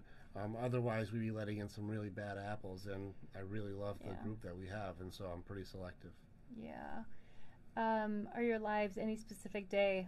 They will be soon. We have to try to balance out. Our life is so crazy. Odds are, if our girls didn't go off to summer camp today, we probably wouldn't be live tonight. Yeah. I mean, today I was on calls from like 10 a.m. until I guess it was 9 p.m. Or 8 p.m. Yeah, so I went 6, 7, 8. I taught a class from 6 to 8. And then we jumped on this, and so we've been on this for 2 hours. I was off on my regular job, but then helping him, so we were both. Yeah, we've been hustling. Busy. So like, I guess right now I'm at 12 hours right now for the day, and it's a lot. You know? So we just kind of go on when we can. Our best days right now, it does seem like, is generally like Tuesday, Wednesday is my best days because I have classes all the other days. Yeah. So. Michaela. So back to her husband's one that cheated. Yeah, Michaela. That's the first time he cheated on me, and I think she's trying to say, I just want to know if he's going to do it again. Did you ask him? Was he going to say yes? He's going to be like, hell yeah. But if he's like, babe, stop. Like, I think there's just behaviors. If you want, Michaela, watch the video that we have that says, like, the how to forgive cheating. You have to go through those steps. I also gave the red flags to watch out for. So there are red flags. So if you're going through the steps of being able to go through what it takes to be able to heal, and he's doing any of the red flags, it's probably not good. The red flags are denial, blame, justifications, deflection, anger, and distractions. Those are the ones to watch out for. You have to watch out for shame. The more you're taking, like, the opportunity to do harm because of his mistakes. If you guys aren't going through the forgiveness steps, though, none of it matters. None of it matters. You guys won't have trust. So none of these answers that you're looking for will matter at all unless you can get to the point where, can I honestly trust you again, and go through the steps. I gave you the steps. Just watch the video. Step by step by step, write them down, work them through. Yeah. And if you have done them and you're doing your best and it's still like you're missing communication because of the other parts to it, you can book a couples call. We've had people do this, and I'll do it with you guys to see if there's even hope there. Yeah. If there's no hope there, that's your answer, guys. He's pretty good at reading people. There's choices that happened. Here's a great question. Is there a place for the stoic male in today's society?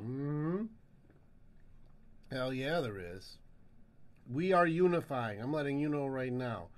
Our guys are unifying together, and that's where we're working. We're working on our stoicism. We're working on our belief systems. We have each other's backs. We give each other support. We're teaching each other the wisdom of the ages. This is why the warrior's way is what it is. These are the proven practices that keep on working for thousands of years. So, hell yes. If anything, there is more place for a stoic man today than ever. Yeah. In fact, you're seeing more and more stoic guys going, I'm not listening to the temper tantrums. It's true. Ladies, tell all your friends to get it together because our guys are not afraid to just not be around us. Go ahead and have your temper tantrum. They'll just go their own way. They're not dealing with it anymore. So you're seeing right now, look at TV. You're watching people having temper tantrums and going crazy right now. Again, it's unnecessary if your goal is to find some sort of resolution or things that work for others. Yeah. And like on the current topic, just so you guys know, there is no winner. In case you guys are wondering, especially, I'm not gonna get political. This is not my opinions on stuff. With this Roe v. Wade thing, if you're watching people lose their minds, you have to understand there's no win. Even if you go right down the center on this thing, there's no winner. And if you go left or you go right, there's no winner. We don't have the systems in place for this to be a win-win. It is a always lose. And so when people are really angry about what they want not being what they want, nobody wins this one. Mm-hmm. Just if you really take the step back, and this is my stoic male, what is the most balanced approach? I have it written out what the most balanced approach is, and it's still a lose-lose. It is, yeah. Like, there is no winner on this one. So people getting this angry, there's always a lose. And nothing is really making sense anymore. No matter, we hold strong in the beliefs that we have. We're not going to share them, on TikTok as far as, political beliefs or anything like that. It doesn't really matter. It changes nothing in, anybody else's day. So everyone has to choose how they deal with their own situations and their choices that they make. Mm-hmm. That's it. But the thing I think that I'm having I shouldn't say hard time because I'm not really giving it that much energy. Mm-hmm. I'm just watching it happen like, okay, I'm not getting in that.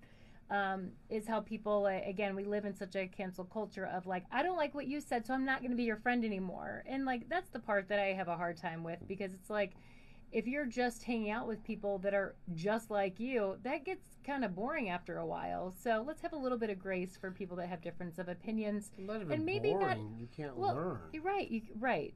But it's okay to have difference of opinions. I know I have some friends that I don't talk about certain topics with, and I love them just as much as my other one. So it's just finding that balance. But in the world, there's so much judgment and blame and shaming people for their beliefs and the way that they all those things. So if you take those things away and really look at what people are saying, it changes it.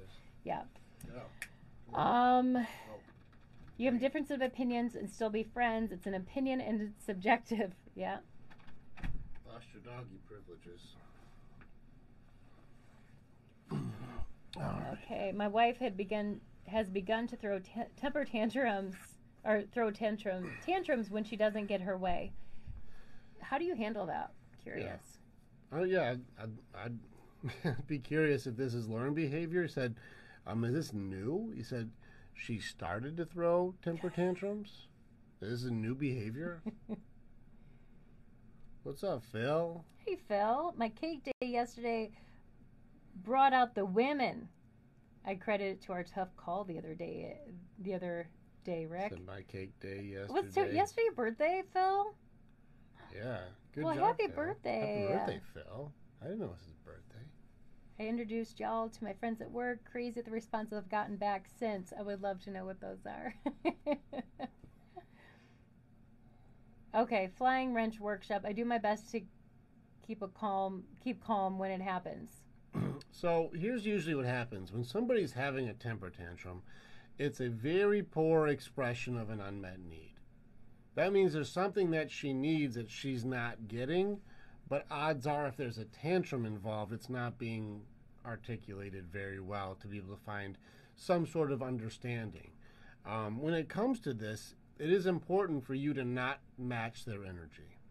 It's a very difficult thing because we're social creatures. If you see example like a little kid having a temper tantrum over wanting candy and not getting it and screaming in the store, naturally it raises your temperature to be like matching their energy. Like, no, you can't have any candy. Like you start matching the level of intensity for energy. If you see somebody like angry or whatever, it makes you angry. We start matching the energy. So it does take a high level of awareness and practice that if somebody's losing their cool, for you to not lose your cool.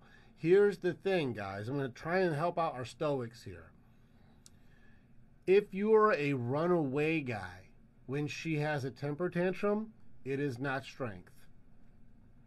If you're a punching bag while she's having her tantrums, it is not strength. Those two options do not work to keep your status for her to stay attracted to you and for you guys to grow. You have to stay calm, strong, and cool. In which case, the best way is to deflect onto some other thing. So if she's going off and going crazy, you go, hold on a second. Let me get my notebook. I want to learn what it is that you're needing here. And then go in and just let her vent. And just, no matter how fucking wild it is, it's not you. You put it here. Oh, I'm a effing bitch, dickhead.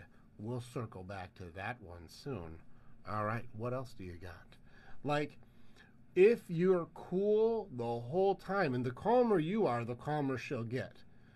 Now, when people start realizing their temper tantrum's a little ridiculous, they do, like, start to slow it down a little bit.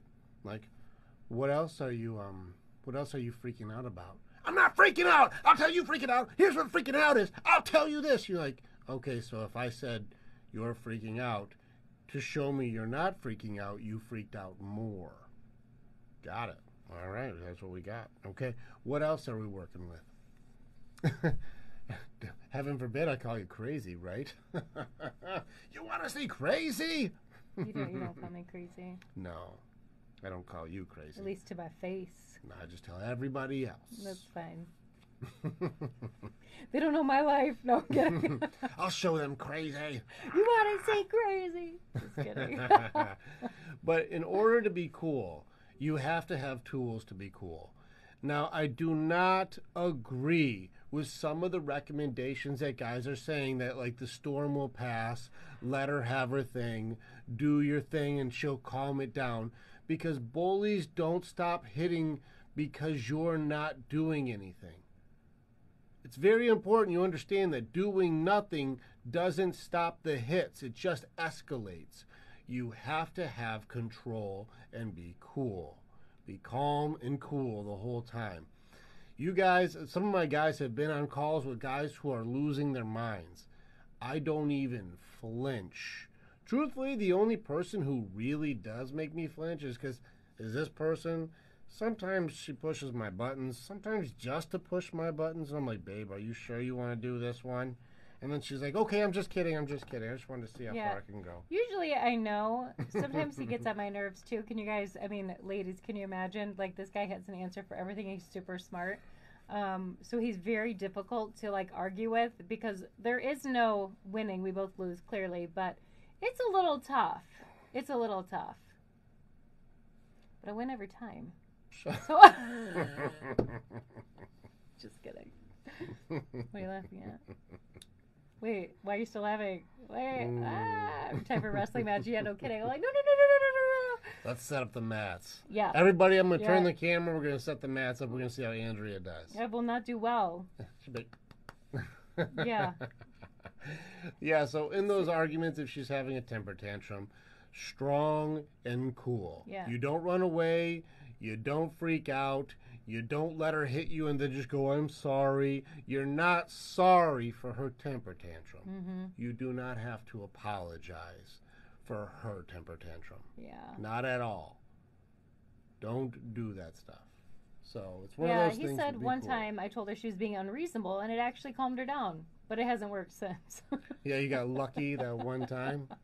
She's like, I better think about that if I'm being unreasonable. I better be irrational, then... Wait, Ray said, what do you do if they do hit you continuously? Like, So I have a different opinion on this one than I think some of you will like. I fall under the category of, like, is this the level that you want to operate at? I think that I'm very pro equality. I'm not. I'm pro equality. I'm not. If any human is like, I believe I want to assault you in any way, I want to start hitting you with weapons, or I want to punch you, or I want to hit you, I believe in equality. I believe equal rights is equal right. Equal rights, equal lefts. No, equal rights, equal lefts. Equal rights, equal fights. I'm just saying, if somebody decides they want to lay hands on you, they have established a level of, I guess, escalation that's what they would like it to be. I don't think it's too crazy to hit somebody who's hitting you. I personally don't. I think that if women want to start hitting men, you can't hide behind the shield that we gave you to allow you to abuse us. Because the shield that women hide behind is that us men decided to not hit women. And so now they're thinking that's the green light to abuse us. Do you know why men stopped hitting women? Because you can't take the hits like we can. If we go in on you, it's really, really bad. So us guys decided we don't do that. We're not going to hit women anymore. And now we have a generation of women who think they can hit men because we don't hit back because what, we're weak? Mm-hmm. No, because we're kind. We're not hitting you because we care. We're not hitting you because we know that doesn't feel right to do. And that gives you the green light to hit us? Yeah, no one should be hitting anybody. Careful. You know, that's what I'm going to say, but... And some of these dudes are grizzly bears. You shouldn't be hitting your bear. Keep your hands that guy off of paws people. you down, you're keep done. Keep your hands off of people. Like, and I do not believe in equality. Yeah, I think that I haven't met a guy yet. I'm just going to say, ladies, you guys really want to get into it? Mm-mm. Guys are not against equality. Going Dutch on everything and having an equal court system sounds awesome to us. If you want to pick up the other side of the shovel in the driveway, we're in. Like, guys are not against equality. I don't. Mm-mm. Just put it out there. For any of you who think that us guys are all trying to hold you back, equality. If you're gonna have equality, it's equality across the board. It isn't equality based on what you say it is. Like, it doesn't work like that. Like, some days I want to be equal when it benefits me, and some days I don't. Like, no, there's certain things that I don't want to do, and that I do believe that's a man's job. And there are women's jobs. There just are. She falls a little more traditional for that stuff. I am very traditional, in case you haven't noticed. So I don't believe, and this is where I fall in, anybody should hit anybody and expect not to get hit. That's just across the board. I don't play favorites. I'm not choosing a side. It's not sexist. It's actually very anti-sexist. I believe anybody who's hitting anybody has set the tone for how they want to get hit too. And if you're hitting a grizzly bear and you get grizzly beared, don't hit grizzly bears. That's all I'm saying. Pick fights that you feel like you can win. That's all. Yeah, keep your hands off each other. Otherwise, don't fight people if you're not a good fighter. Okay. There was one. Hold on a second. Hey, baby, it's been over 2 hours. I said I have something else for you. I'm sure you do. How important is matching political views in a relationship? It seems like this day and age really important. It used to be okay to disagree, but now you get canceled. It seems like today, based on how people are, people allow social media and the news and stuff like this to become so ingrained in their belief system that they actually allow it to control their minds and their feelings, and then make it so they can project how angry they are on other people with full justification for their rage, as though them being angry is fighting for peace. Let me just quote George Carlin, fighting for peace is the equivalent of screwing for virginity. You can't fuck for virginity. It's not possible. And so if you're going to fight for peace this way, you're using hatred, blame, shame, and judgment. You're not actually on the side of peace. And so when it comes to these political parties, I would say I see problems with the way people are communicating on both sides. Because people aren't trying to understand anymore. They're trying to control. And nobody wants the other party to be controlling them. There used to be like, let me understand your values and why do you think that way and what have you experienced to come to that point of view, and here's my point of view. Can you see how that's conflicting? Like there used to be like discord to really listen to other points of view to understand. And nowadays it seems like, well, I watched this news and they lied to me about this. Well, I watched this news and they lied to me about this. Well, yours is the liar. No, yours is the liar. But you guys are missing the big picture that you're both just trying to make each other's lives better. So why is the news ruining that? Your algorithms and stuff like this become a problem. So yeah, I think that it is an issue today. It wasn't before, but now it is. It is. Or maybe we just weren't aware of it before. Maybe. I think it's just louder, honestly. Like, the news just portrays what they want us to see, no matter what side you're on, and everything's to the extreme. Everybody's angry. Everybody's fighting. Well, him and I both have friends of all political backgrounds, all ages, all colors. Like, it doesn't matter. And none of us are fighting like this. Well, it's okay to disagree. Like, you can have a disagreement, be respectful to each other, but you don't have to be... I'm not mad at you. I just don't agree with you. That's okay. Yeah. It'd be weird if we all agreed. Just so you know, it's weird if everybody just agreed with everybody all the time. We all came from different planets, different lifestyles, different poverty levels. We all came from a different place. It's weird that we would all see everything exactly the same way. And even weirder that we would see everything the way that social media tells us to. Come on, guys. These are just judgments. Yeah. If you want to play a game, play Count the Judgments. What's a judgment? Somebody's too much, too little, too big, too small. They're a jerk. They're an idiot. They're smart. They're stupid. These are judgments. So if you want to really play a game, I don't care what news channel you watch. I don't care if you're left or right. I don't care if it's Fox or CNN. Count the judgments. Well, they're just stupid, and these people who do this are this, and these people deserve this, and those ones are morons, and if you follow this, then you're the devil. Like, count the judgments, and you're going to see how much they're trying to worm into your belief system to tell you who's good, who's bad, who's right, who's wrong, and that's how you should think too. Well, and it starts to happen that way when you start not only looking at judgments from the outside, but also paying attention of what do you tell yourself on a daily basis. What are things that you're internalizing and saying, either about other people or about yourself, and try to catch those as they're happening too, because it can be something that's very easy to do without even thinking about it. It's almost like your brain's on autopilot sometimes. Yeah, there's no awareness. Yeah. Can we answer 2 more questions and then we'll go? Baby, let's do it, but I'm tired. Well, so am I. Let's do it. So,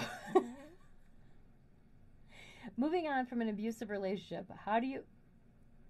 I didn't realize you were shaking your head no until I looked here because this is delayed. Good night. I was like, why is he saying no? And she's watching the delayed version of it. I was like... I'm like... Yeah. She's like... Wait, what? Why? Yeah. I'm like, it's a confrontational question. I'm good. Pass. Next question. Oh my gosh. Okay. Moving on from an abusive relationship, how do you know when a man truly or cares, loves you? Moving on from abusive relationships, how do you know when a man truly cares and loves you? / loves you? Question mark. Like, we're going to go back to a Cher song, It's in His Kiss. Look at your look. Baby. Remember that whole song? It's in his kiss. Yeah, but that's not it. That's where it is. But that's not it. All right, maybe that's not it. That is How not do you it. know if a person really loves you? I think that It's interesting when you ask that, because if you're comparing it to an abusive relationship, it's almost like anything's better. I think I would start with this. And this is Amy, Yeah. is that right? Amy, I would start with this one. Real question. Are you giving this guy a complete whole heart, or are you giving him broken pieces of a heart that was in an abusive relationship? Like, what are you bringing to this table here to say, I want to know that his love is good. I want to make sure that what he's doing, that he's got good love. I want to know that that's what that is. But are you bringing an abused, messed up heart to say, this is for you, put these pieces back together for me, and if you put them together really well, I'm going to judge that as love. And he'll go, wow, I mean, I know how to fix stuff. I've never put a heart together before. This thing has been really mistreated. Mm-hmm. This thing has been really beat up. I'll give it a shot. But if before you start saying, is this guy really showing me love, are you bringing him pure good love too? Or are you bringing like a damaged, resentful, like kind of a distrusting, heavy flinching, always kind of assumptive, broken, bruised heart, and saying, this is for you, yours better be really good. And he goes like, oh, this one's, I mean, the packaging is beautiful, but this thing has been just shaken a lot. Yeah. This thing is taking a beating. I don't know if I can fix this. Do you have a full heart to give? Or are you just giving pieces of a broken heart to somebody? Yeah, that's a good point. You know, and this is an important thing. And if you have the expectation that people should just accept your baggage for what it is, you better too. Yeah. Okay, last question. How do you handle when a partner crosses a healthy boundary? When should that be forgiven? Well, I mean, it's just an agreement of making sure you understand the healthy boundary. Here's also the thing with healthy boundaries. There's a cost. Just so you know, going past somebody's boundaries and there are no consequences, there's no reason that your boundaries are disrespected. There's no reason to have value or see that there's any type of fairness in a boundary that has no reason to respect it. Mm-hmm. None. Nothing happens. So if I'm like, baby, don't cross this line, you're like, whatever, what happens? I'm like, nothing. You're like, I don't care. Then I'll cross that line all day. And you're like, yeah. Dang it. Like, there has to be like, hey, listen, if you don't share my values, I do have to question, like, are we a match here? Right. Are we okay? Like, you're really trying to do harm now because this is our dynamic. So if you're crossing this line, I'm really going to have to ask some hard questions here as to what's really going on with us. Are you trying to poison our relationship? Do you want us to die? Are you trying to ruin something that has potential to be great? Because I'm trying to have a life where we complement each other, and it seems like you're trying to do damage. What's going on here?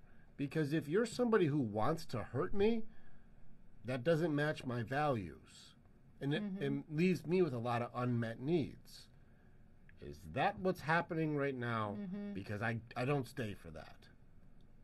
And that person has to understand your boundaries matter to you.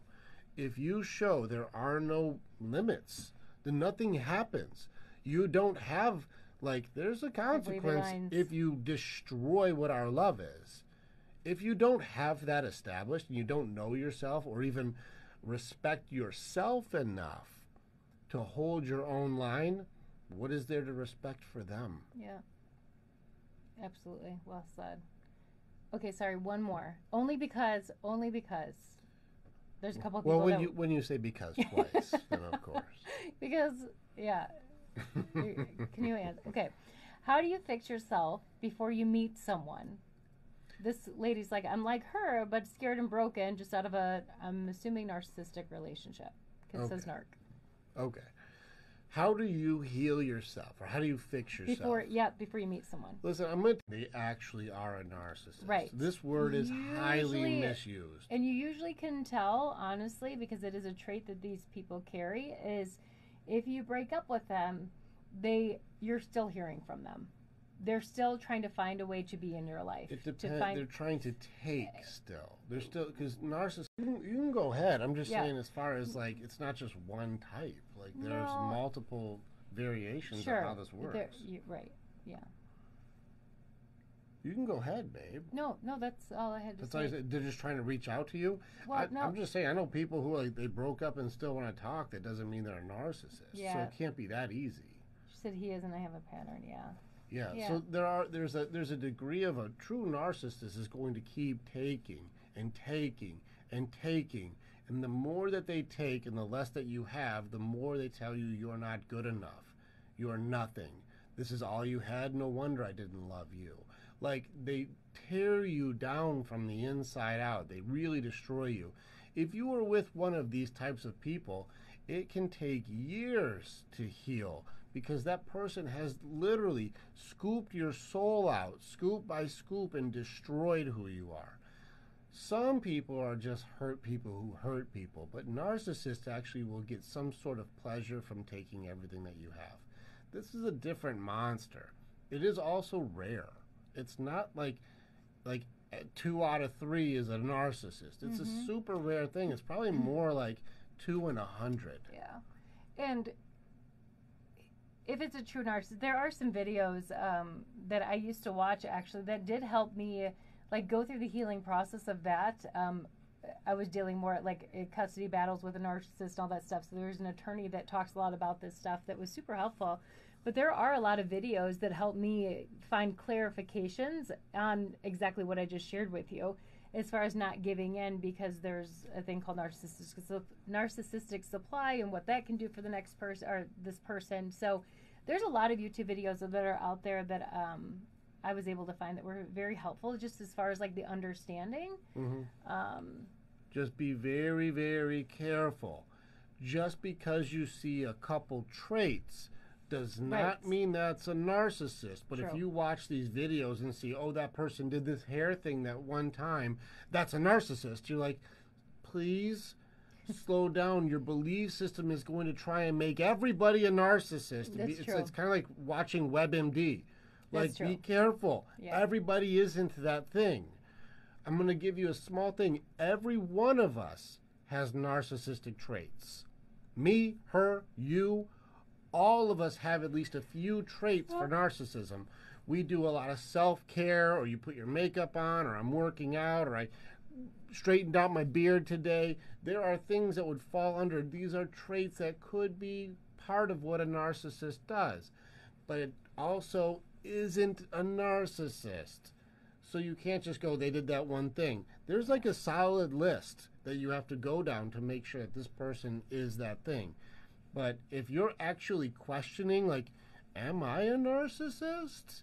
Like, you're probably not. Because narcissists will be like, hey, that's you. You're the one who fucks it up. Like, I don't do any of that shit. Like, it's the people in complete and absolute lack of accountability and complete blame on everybody else and the victim mentalities, or like, it's all about, it's like, I'm the great one. You're the one fucked up. Like, this is where it starts getting into like, all right, let's ask a few more questions. I see where this is going.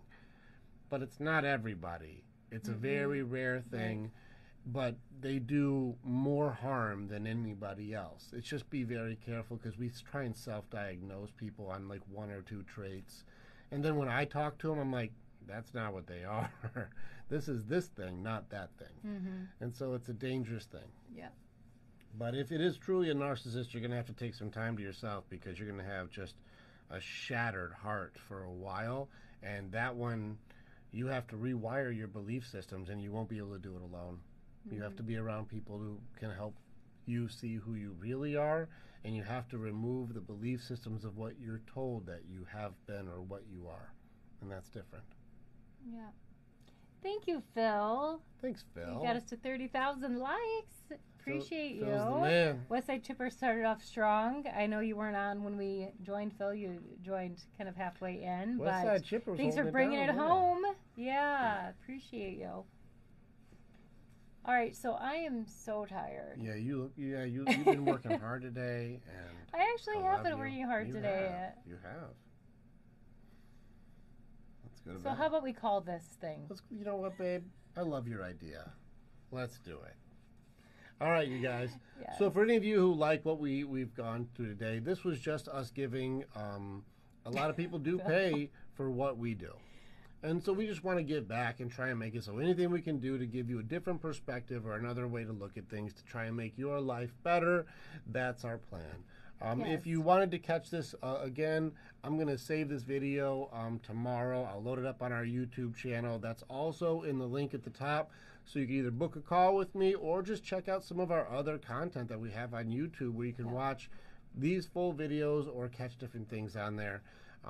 At some point, I'm going to go through and I'm going to start cutting out some of like the little sections that work for people because I'm juggling so many groups and so many guys and so much other things right now. I don't have time to go through a 2-hour video and cut out clips. No, no one does. So, well, there's people that do. I would love to meet them, by the way. If you want to cut some clips, where are those people at? Where are you at? So, in any case, we're going to get some sleep. Yes. But feel free to book some calls. If some of you guys want to be able to get in sooner and want to see what it is with our guys and our group and our support and the training that we do and the stuff that we teach our guys to fight, and you don't want to wait almost 2 months to talk to me because my calendar's booked out, there's a link that says you can talk to Eddie. He's the guy I do the podcast with. He's very, very good. You can talk to Eddie, and it gives you a way. He just opened his schedule up. You can book a time substantially faster with him. Otherwise, we love you guys. Yes. We hope you're doing well. I hope you're growing together. And I hope you enjoyed that definition of love because it is pretty incredible when you understand how it works. Yes, good. Westside Chipper books, Sad Snorlax booked, which is great. Good. Also, Phil, the next time you get caught up with the women and can't jump on our live, you should invite them here. Tell them to jump on too. Yeah, you can check out the podcast. It's called The Choice. We haven't been posting in a while because we've been working so much with our guys lately. And so I've been putting a lot more effort into helping my guys develop more than working on the podcast. But there is stuff in the future. We will be doing more on that. But there's some good stuff that's on there already. We've got like 20-something episodes. So there's still enough to catch up on. And I'm going to this male proxy. I just tagged you in the link, so just scroll to the bottom and it will be there. Yeah. All right. It's there. Thanks, Soda. All right. Good night, guys. Good night, we're going to call it. I hope you guys have a good night. Yes. Be safe. Have a good night. All right. Look beautiful. Look beautiful. Don't make it weird. Nailing it.